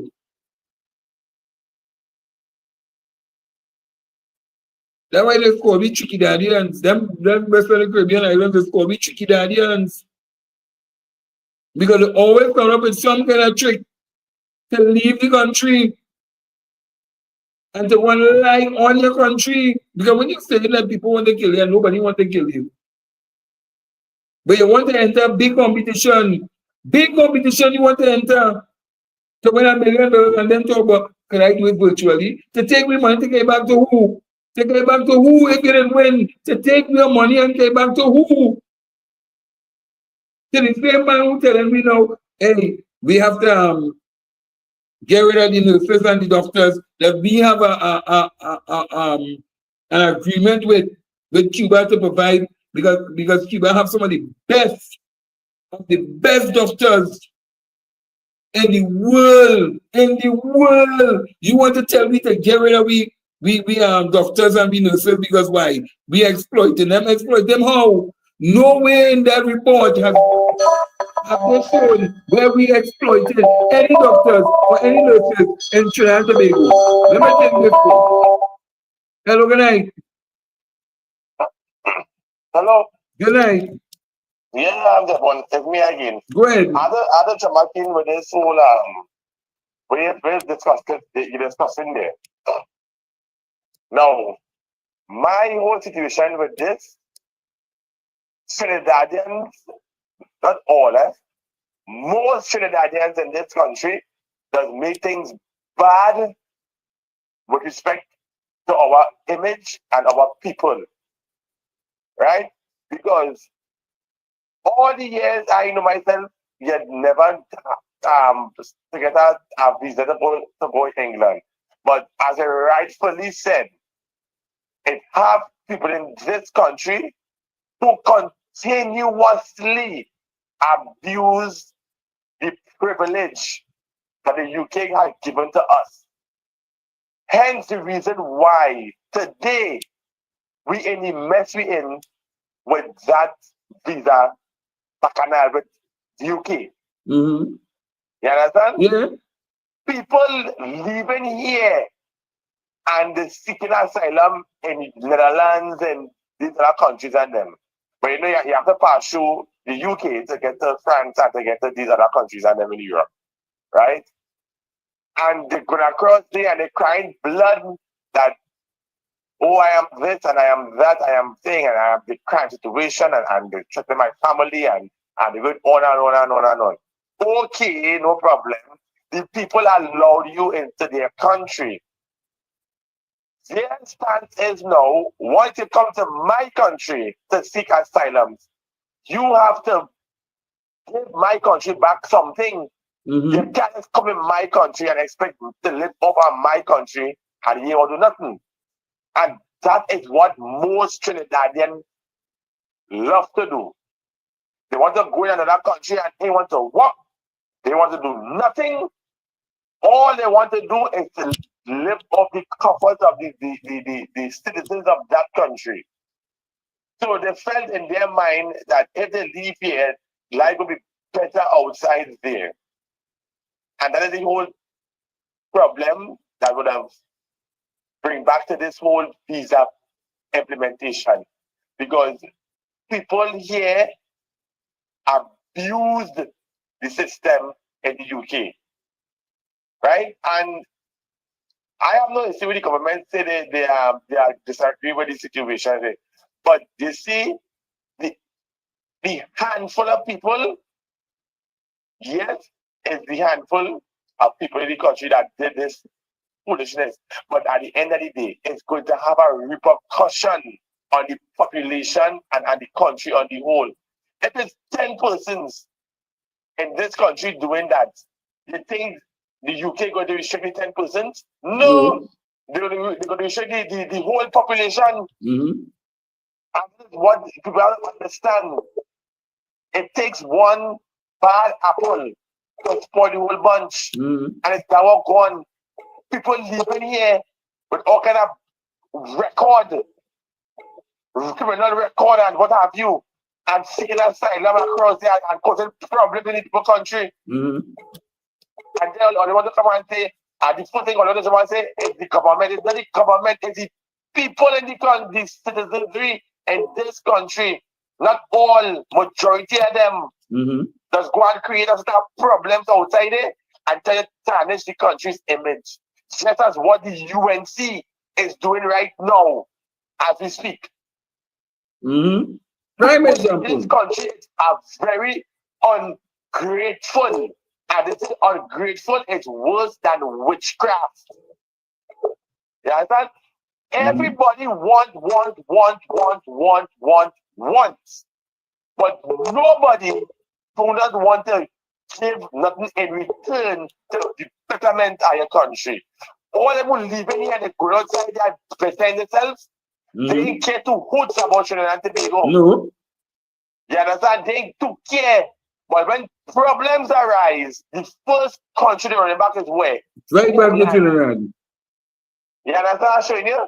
Right back to Trinidad. The same country, all they just want to talk in manner, all kind of negative, derogatory, undermine.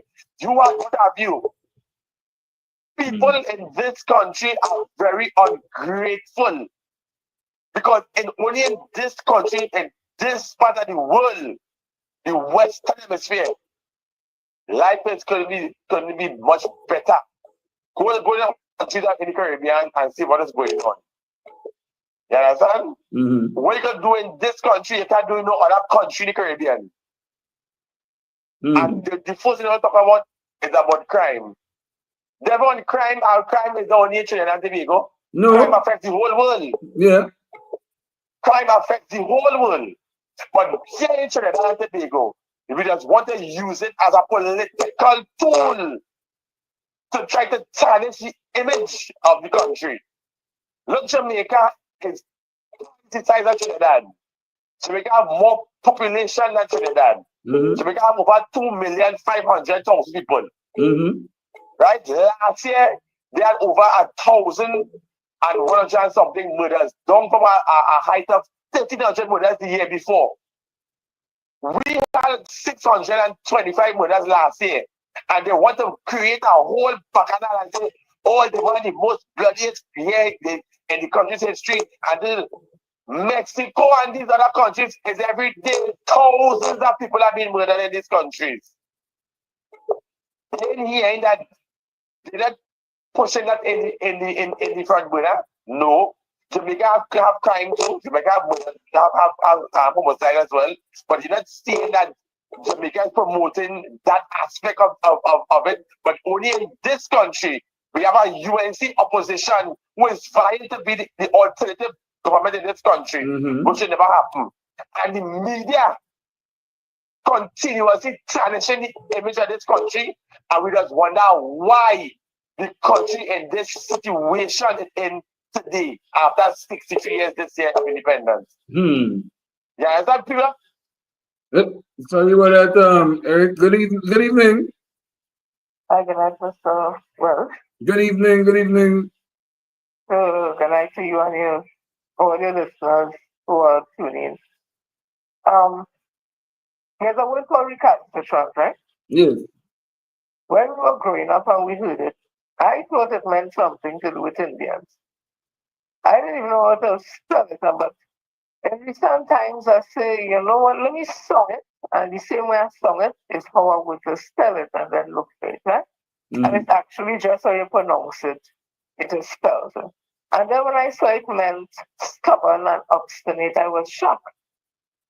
Because I know for years you would have heard some persons in this country said that Dr. Ed Williams discriminated and was racist and said so much things about person of Indian descent by saying recalcitrant minority. But when you look at the meaning of the word, as I told you, it means obstinate. So anybody could be obstinate and stubborn. A child could be obstinate and stubborn and be recalcitrant. A student, a person of African descent, Indian, Chinese, whatever is a human. You know, any human could be that. Yes. Why I'm saying that is this.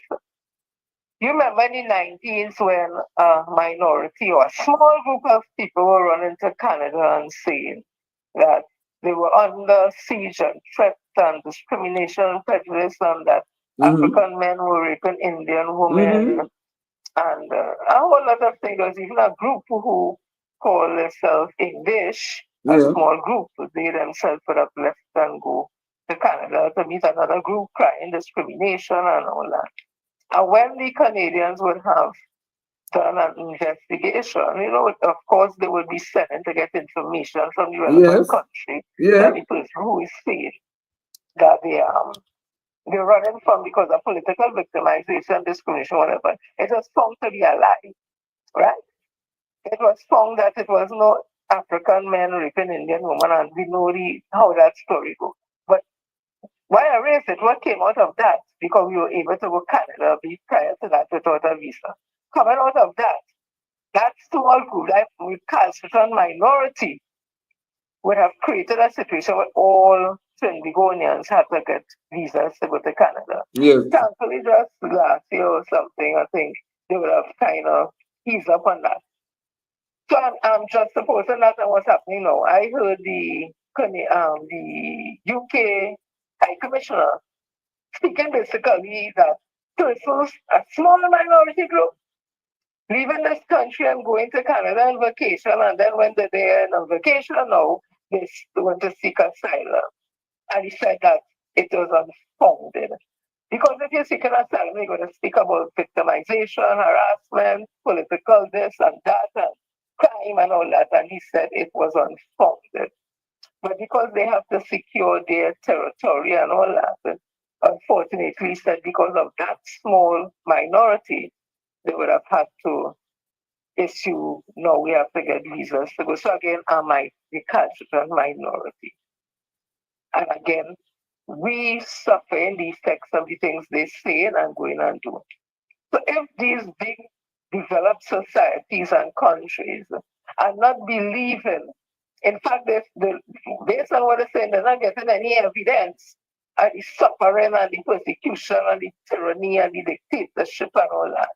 What does that really say when you hear those in the opposition saying those things about this country? So it clearly shows, and you could deduce from those two examples I make, that they clearly are not patriots. They want nothing good for this country because nobody else on the outside believing that this country hard and it's bad and it's suffering and dictatorship and tyranny and egoic grass. Nobody else on the outside in developed societies are believing what they are saying. So I will use the term that Dr. Williams would have used when he was speaking in terms of a small minority of people who continue to be unpatriotic, to cause problems and not wanting to work with everybody and all that. We have a recalcitrant minority in this country that intend to see this country dragged to the lowest. It's as though if they can rule, they will burn everything down and then deal the ashes. And I'm saying all this and ending now. We have to know what we have as a country. We have to be proud of our country. This is a democratic country. This is a sovereign territory. We have independence and republicanism. And if we allow ourselves, as South Khan and all of them saying, let the Cleavers and them go back and they will do this and do that.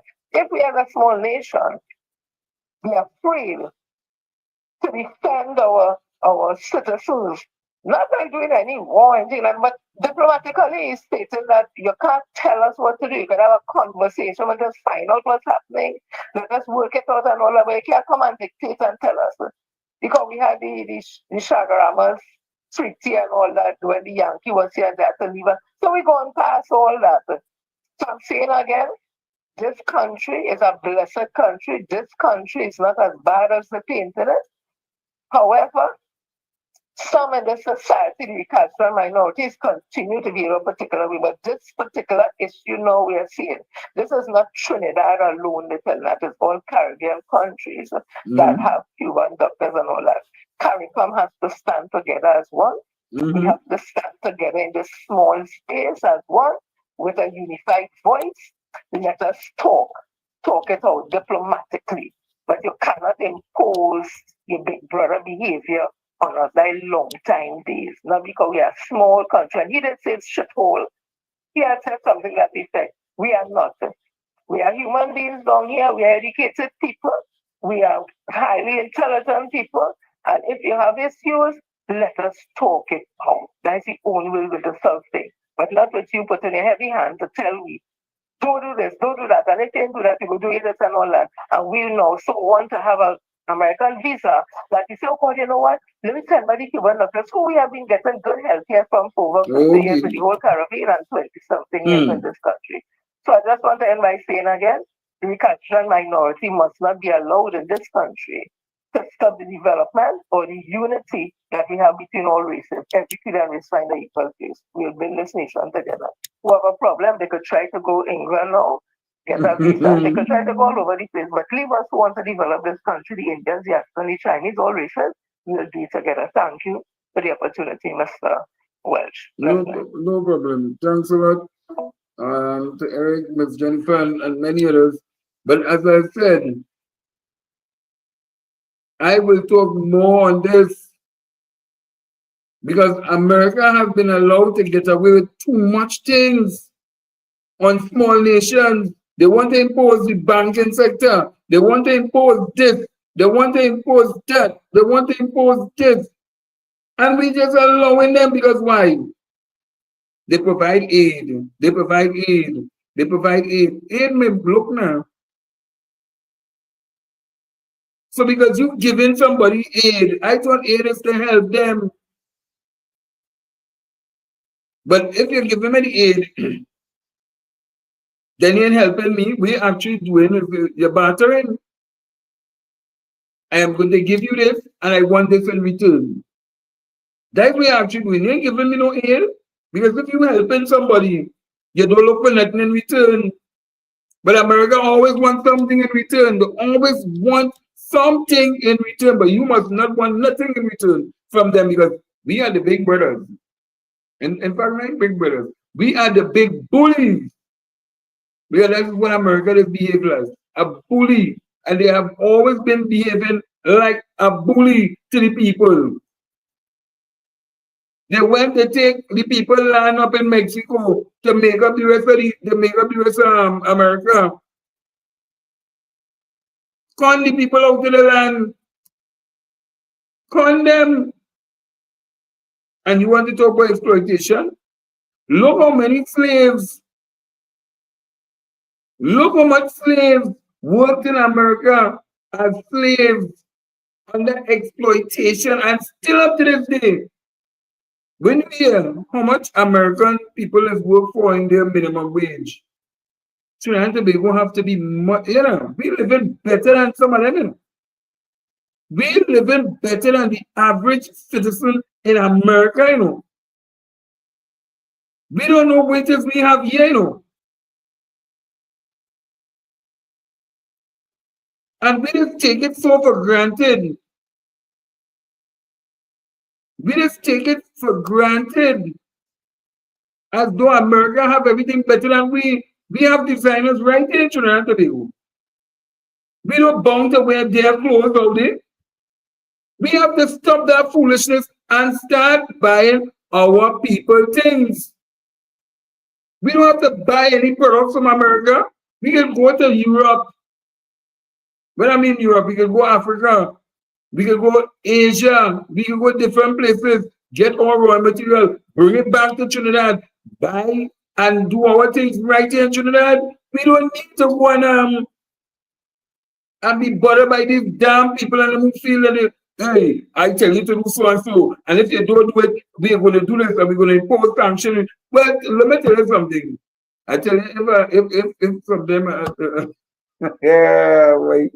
I would tell them, we got to tell you from them, they're going to cut them, you know. Cut Donald Trump and them with the foolishness. No, I'm not saying that if you want to impose certain things, I don't have a problem with that. Impose it. Based on if it happens in your country, but don't go and tell our next man, I don't want you to hire these people and only defend them because you what? So everybody don't want the place under sanction. Look how long Russia was under sanction, and today Russia economy grew more than in America. China by over the debt of America, and look how much sanctions that China under. Let me be real. Look, Trump and the so-called administration, look how he can kiss my damn ass to do his shit to me. Because some of them is get really fed up at them with the notices now. I'm telling you, and people is allowed these people to do what they want, say what they want, and nobody must say nothing.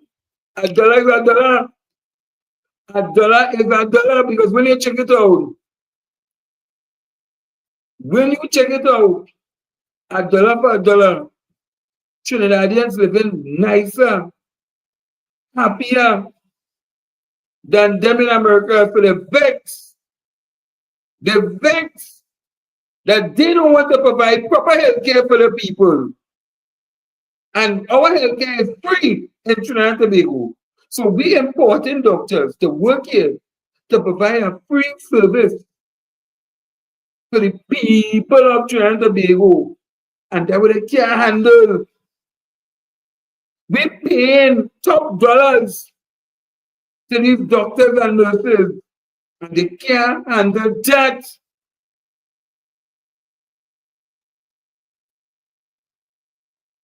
They can't handle that.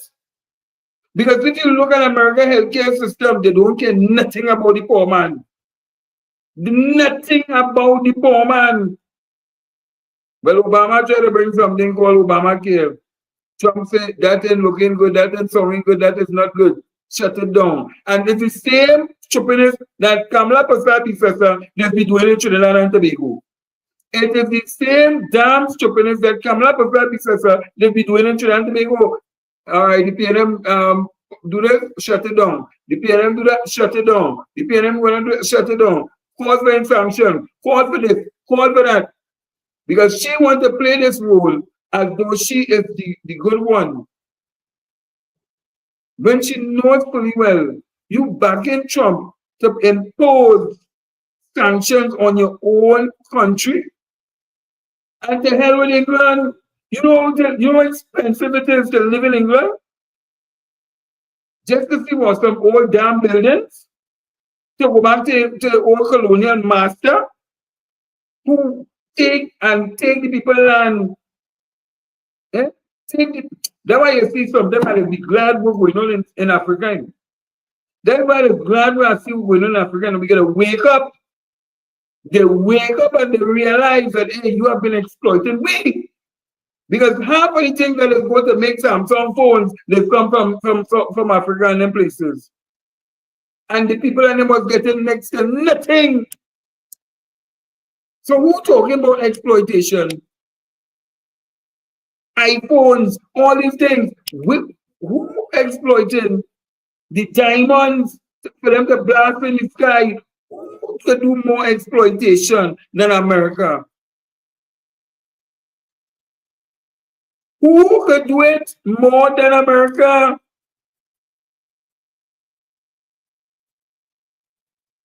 And for years, them getting away with all kind of things. But you do it here.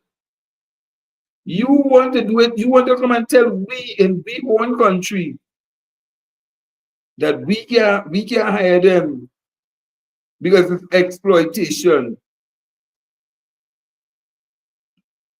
But I'm telling you, they're telling France get out of the country. France like they don't want to leave because you know why? France has extracted so much of the wealth from these French countries that they colonized in Africa. And even some of them in the Caribbean, where they don't want to let go. Imagine them in the Caribbean, like Guadeloupe and them places, who still under French rule. They don't want to let go the islands. They want to give, all right, you give it autonomy. But really and truly, they don't want to let it go because they want to use when they have football. We go take some Guadeloupans, we will take some from Senegal, we will take some from this country, that country, all them countries, Niger, and all them places, and let them play for the football team. So it's all about exploit. That is exploitation. And how much you paying them? How much you paying them? Who owning half of them big clubs? Eh? Half of them big clubs, who owning them? The players don't own them.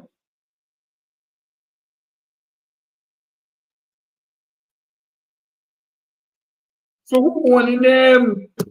And they want to talk about exploitation.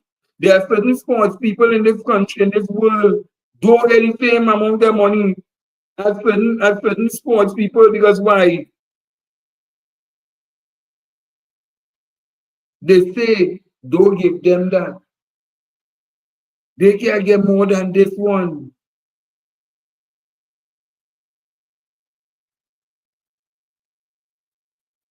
We must not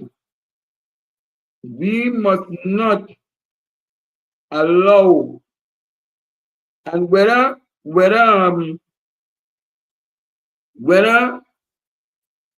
Dr. Rowley will be leaving, he is still the Prime Minister at the end of the day, and he has to defend Trinidad and Tobago at all costs until that time comes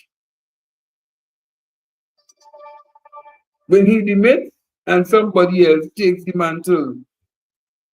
But knowing how Senior Counsel Stuart Young was trained under Dr. Rowley, let me tell you something. They can say what they want. They can say what they want. You are going to see how this new leader is going to operate. And trust me, you see how plenty countries done showing the support and they're saying that they're backing Stuart Young. Wait now, man. Wait now, man. Anything good in America don't like it, you know. You have free school system. Free school system. You get meals. Look how much billion, nearly $1 billion in school feeding to feed your breakfast and lunch every single day, Monday to Friday. Monday to Friday. They don't like that. America never like that because you know why? We making them look. Them is the shithole, not we. Them is the shithole.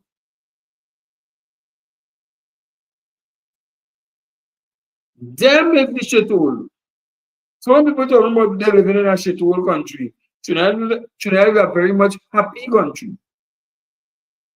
They happy. We are more happy than them in America. America spends more money on defense, giving people money, giving people bombs and guns to go and bomb up all people's country, to exploit them, to take the resources from them, to take back to America. And they come in and tell we, but we exploiting Cuba. When them is the one who put sanctions on Cuba.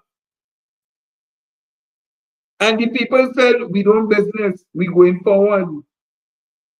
Tourism in Cuba has been blooming.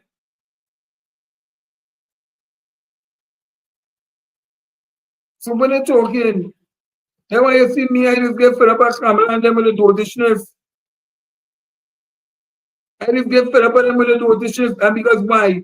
We keep singing, they have people singing that song and they're recruiting some young idiots, damn jackasses on them on the social media to go around the place to say, well, hey, well, they do nothing, they do nothing, they do nothing. And what we go get, and then and let me get it, and let me tell you something. You see this thing about give me a chance, give me a chance. I nothing to a lot of playing game. I nothing to a lot of playing game. And it just goes back to show you that some people, there are those in this country who don't like nothing good. You get free healthcare. When you go to America, you gotta make sure you have your card, you know. You have to make sure you have your card, otherwise they ain't seen about you. The policy is real rugged. But we want to run they have better healthcare. Hurry up and come out of the hospital. Hurry up and come out of the hospital, get your money done. But we in Trinidad, we can go and lie down in the hospital. Doc, I ain't feeling the warm today, you know. Warm tail. I'm feeling like I getting some chest pain. But nothing wrong with you, but you want some free food. You just want a peace of mind. You're going to lie down in the hospital because you want peace of mind. You know business when I tell people who sick and really sick. You just want a peace of mind.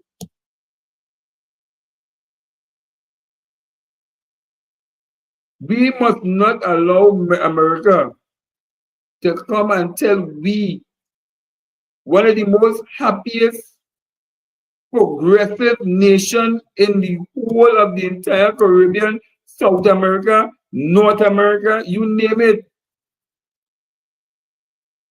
And we are doing fine. We have some of the greatest resources in the whole entire Western Hemisphere.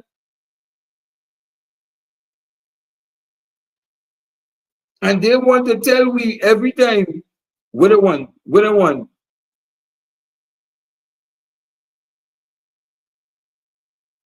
But I'm telling you,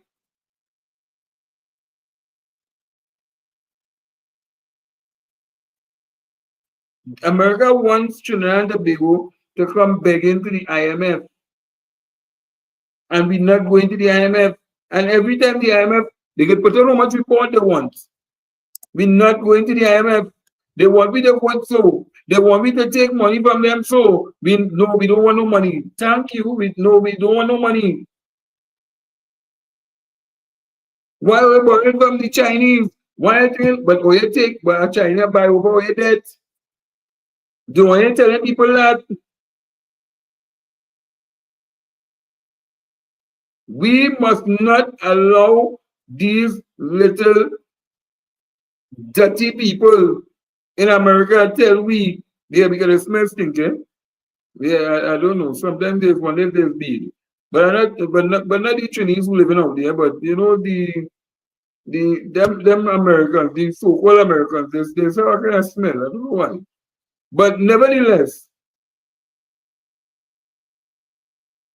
we must not allow them to come and tell we how to run we country in Trinidad and Tobago.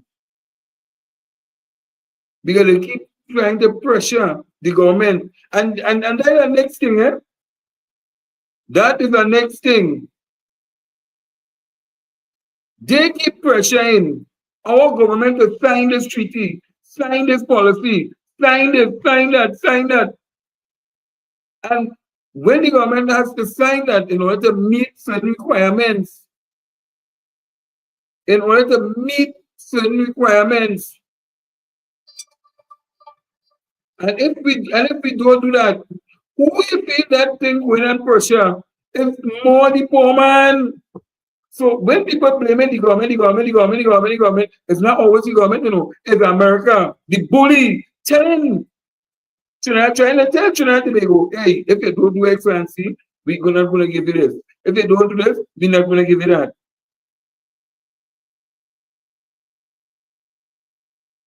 Well, David, tell me the reality, I want to know what's the next reality that could be considered. I would really like to know where's the next reality to be considered. Because you can't stop a bully. Because anybody with it, they will try to bully them.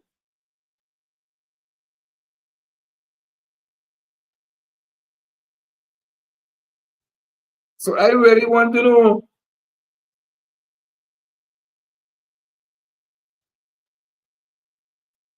But I tell you, we not only have one pitch league, but we have two pitch league. Two pitch league.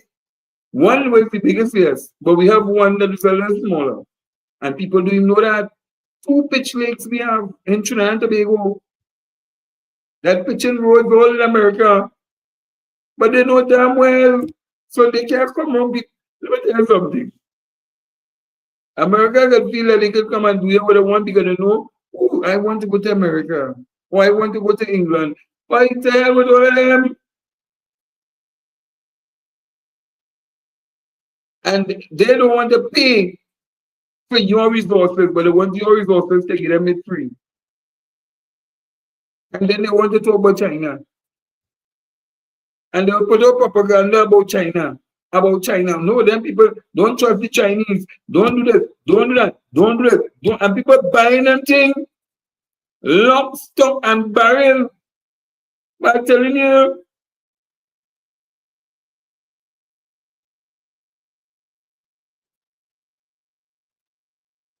and we can change who we want to print we money. We can do that.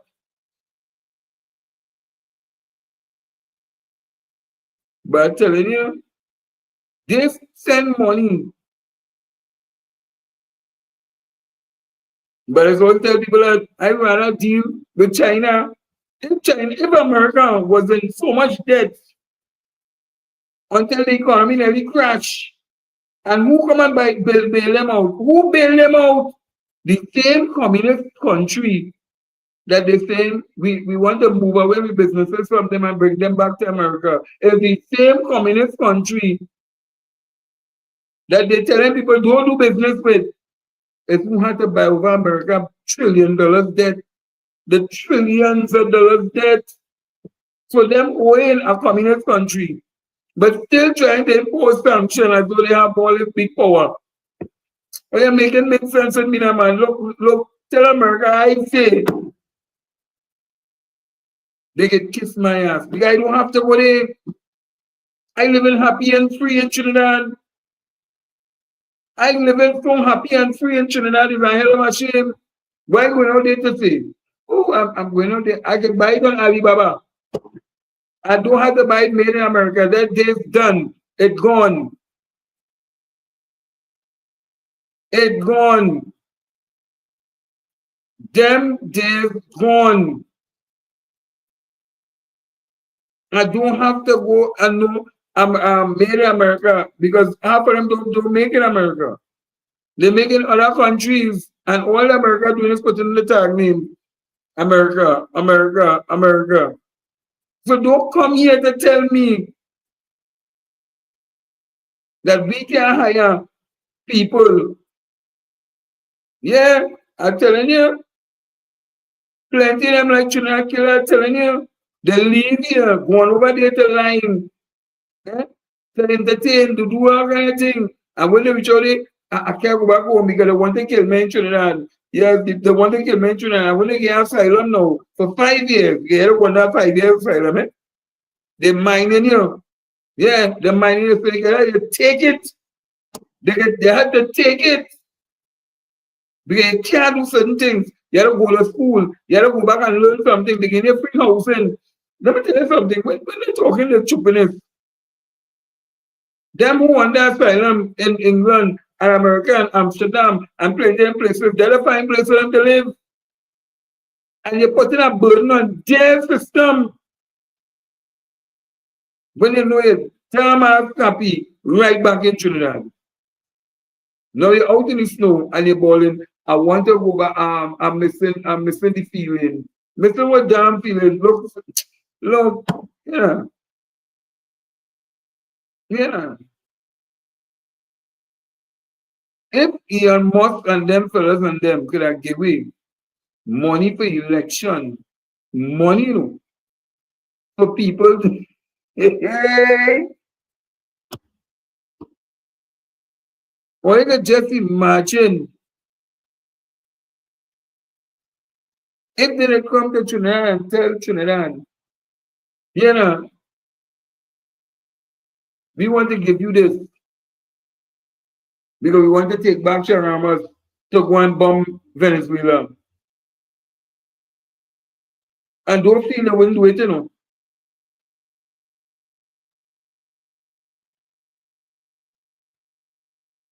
Yes, they don't want to mind nobody. Because you're putting a burden on them. You get free healthcare system. When you apply for asylum, they'll give money to go in the Wall Street. They'll give money to do this. They'll give money to do. Let them talk the truth. Them who live and go in Amsterdam, you gotta learn how to talk in their language and all that thing, you know. Don't feel it's just when they get free housing. You have to go back to school. You have to think. Yeah. And after the 5 years, then you can come out and travel back home if you so wish to desire. By that time, you don't give up your whole citizenship to UK or America or these places. Or you can talk to me. I am very much happy. I mean to say, I don't have a problem in traveling to people's country. I want to visit. No problem, I will visit you, but I'm not going and sit down in no people country where I can walk by my neighbor and say, hey, Miss Altia, I could get a cup of tea. I can't do that in America. I could go by the director, say, director, wake up today, girl. I could get some food. I can't do that in America. Or you think about it. Think about it. Trinidad very much happy. But don't come here and tell me that we gotta get rid of we Cuban doctors because we have a partnership agreement with our Caribbean brothers and sisters. Because that's what we look at them as, our Caribbean brothers and sisters. But I'm telling you, you can't do that over there, Miss Altia. Let's be real. You can go by anybody neighbor and say, neighbors, good evening, you have salt? You can go by any neighbor and ask for salt. You can go by any and ask for some sugar. Hey, my butter run out, you know. You have a piece of butter you can give me. We live nice. But a bully want to tell you how to conduct your affairs from North America in Trinidad. The biggest bully in the bully. Hey, I ain't gonna lie. I'm telling you, it have no love over there, none. But I could still go Cuba and I could still get shelter somewhere. I could go St. Vincent and they would still come up somewhere.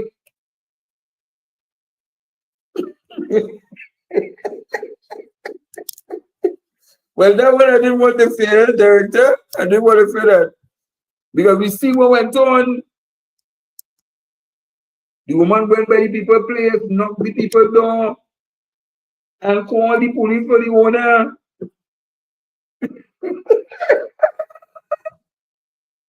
Yeah.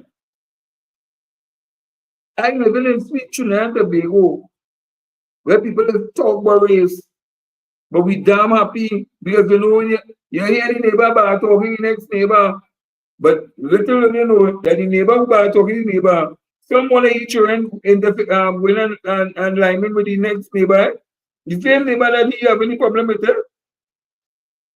But telling you, at least if you go by the neighbor, you still could get a piece of cake for Christmas. You can get a piece of ham. But a bully want to tell we, don't share, don't do business. Because healthcare is a business. And if the people in Cuba have a skill and we can help them to market that skill, just like we have people who's engineers, people do business with people's services and people's skills, qualification. Because if I have it and you don't have it, just like the oil sector, where Guyana is saying that, hey, you know, we need support.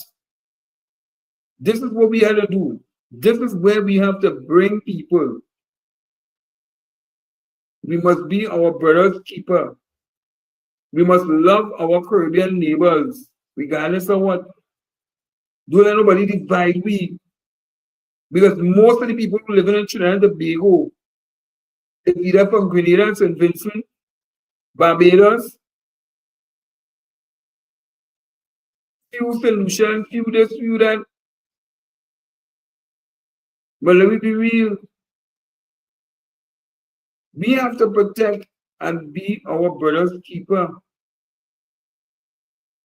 And I'm glad that our Prime Minister stood up and said to them, or you can keep all your visa. And that's why they say the song, you can keep your money, I will keep my honey and die with my dignity. And that's what we had to die with in Trinidad and Tobago. Let them keep their money. We will keep we honey, which is the resources. And we rather die with the dignity as Trinbagonians. Because at the end of the day, them don't like we. So we shouldn't be fighting to like them who don't like we. But love those who are amongst you in the Caribbean.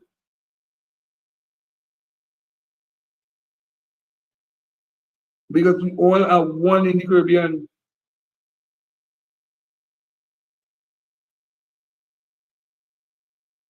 So people,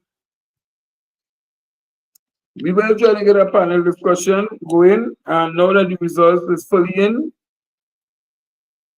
we will try to get a panel discussion with Mr. Nixon Calendar, some people from the team, from Oral Thunder's team, and some other people to be joining us on this panel. And as soon as we get the word, we will have it. But tomorrow is Culture Point.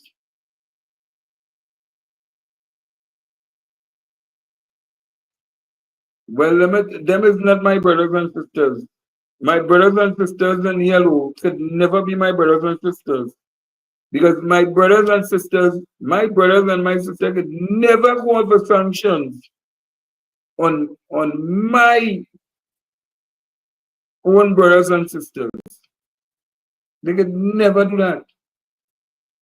And anytime you see people, because they're doing it, I know they're doing it. I know the people in yellow calling for a sanction. It's because why? They know fully well. Most of them have family outside who bragging and telling people we living nice when really and truly they ain't living nice. They put in a pretensive face to lie to you, the general public. Kamala knows she over the door already. So why are you doing that to the younger politicians who coming up? Because God forbid when you become the government and sanction really put in Trinidad and Tobago, none of your government ministers will be able to fly to go nowhere. So yeah, if you're digging a hole, don't dig it. Don't dig it. Remember that you could fall in that hole too.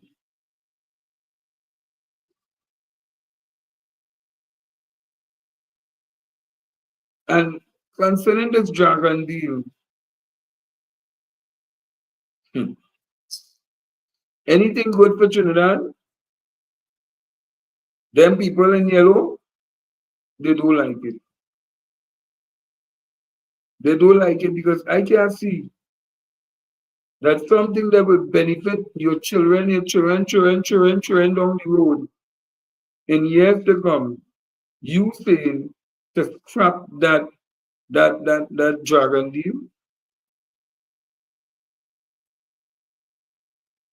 You saying how many thousands of Venezuelans leaving to come over here, buy food and go back to Venezuela. And you saying that you happy that Trinidad and Tobago could be put under sanctions?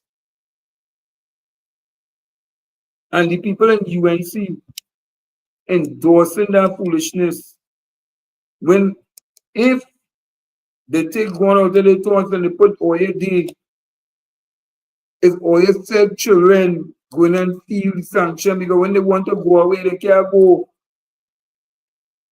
They want to go and see the big brother outside, they can't go.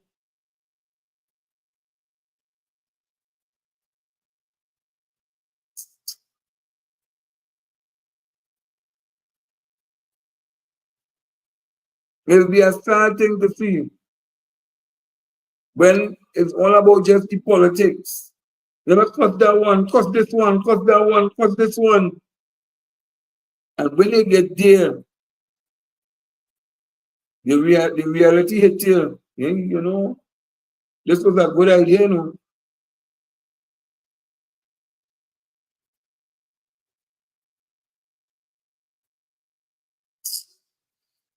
One of the things I would like to see the Honorable Stuart Young implement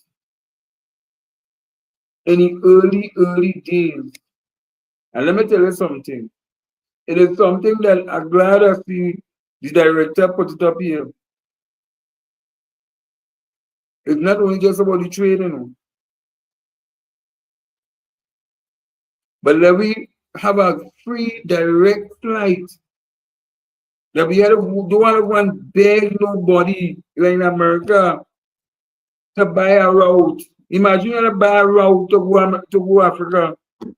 Look, make it make sense, man.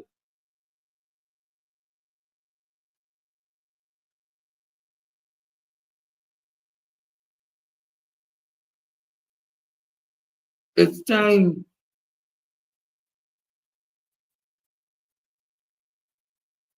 It is time we be allowed to fly directly to Africa because it's not too far. Because Trinidad and Tobago is the gateway.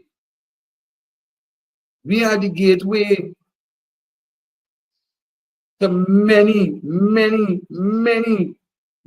countries.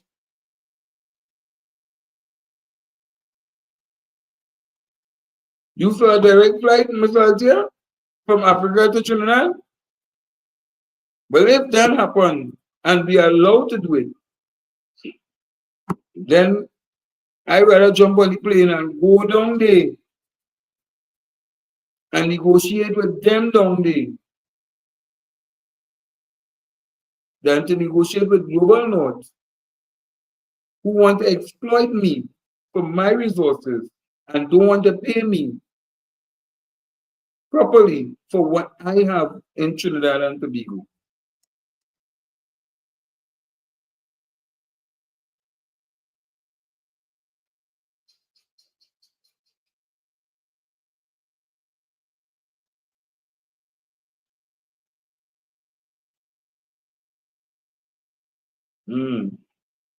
So people, it's 10:39. It's 10:39. And this was Dauntless Defenders of Good Governance. We started, and we are going to be live on Sunday. We are going to be live on Sunday down at Woodford Square. So Bounce Up is going to be bringing you live coverage down there.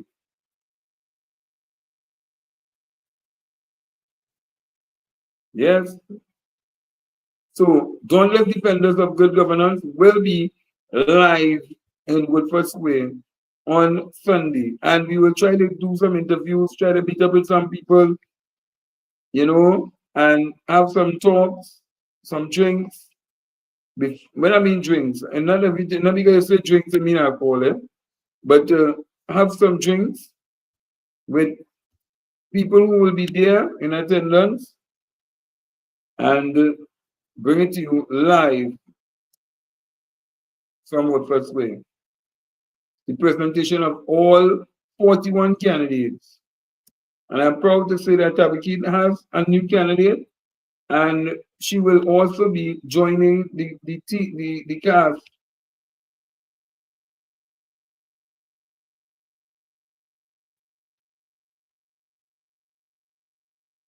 We have one more word for America. Put it up on the screen. Let me see. Hold on. Let me see.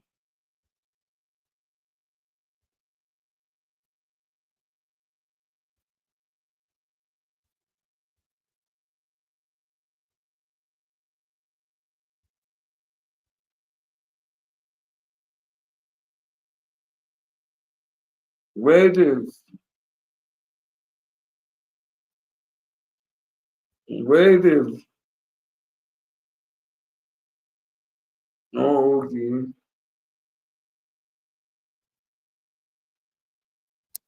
You wanna play? Director, just play. Play. Let me see you play.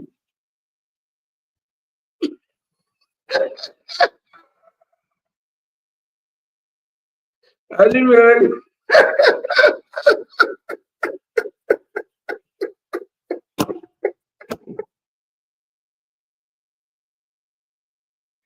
Oh, yeah. You better realize.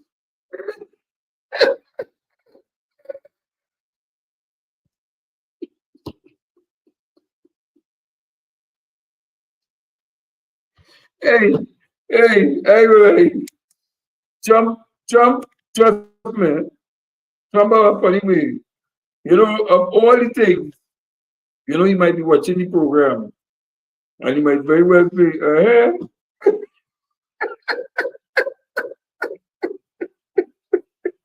So don't be surprised. He talking about we in the next address that he will talk all over the place, because he don't like people to tell him nothing. He feel he can talk down to people as though they are his slaves or his servants.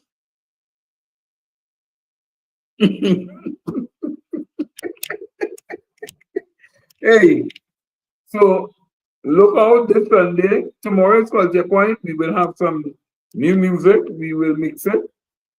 So we have some reggae that will be put in the mix. Some reggae videos and all the different things for you. So Culture Point on a Tuesday will start tomorrow. And also look out for Saturday morning from 9, the Cheryl Taylor show on Saturday morning, and you can get all the updates on what has been happening. Yeah, and they're playing more soca, they're playing some more calypso, and it's about pushing the music internationally outside of Trinidad and Tobago. So people, it's going to be a busy week. From Culture Point straight to Saturday morning, and then off to 10 a.m. in the morning in City Hall, and then 2 o'clock in the evening. No rest for the wicked. 2 o'clock in the evening, down at Woodford Square. We're going to bring it live. Bounce Up is going to be on the road. This is the race to election 2025. You're going to hear it, see it, and we're going to have some panel discussions in between right here on Dauntless Defenders of Good Governance. See you all another day, another time, right here on Dauntless Defenders of Good Governance. And let me play the pledge again, because I love to play the pledge, because we must dedicate the service to be God and the country. Let me go.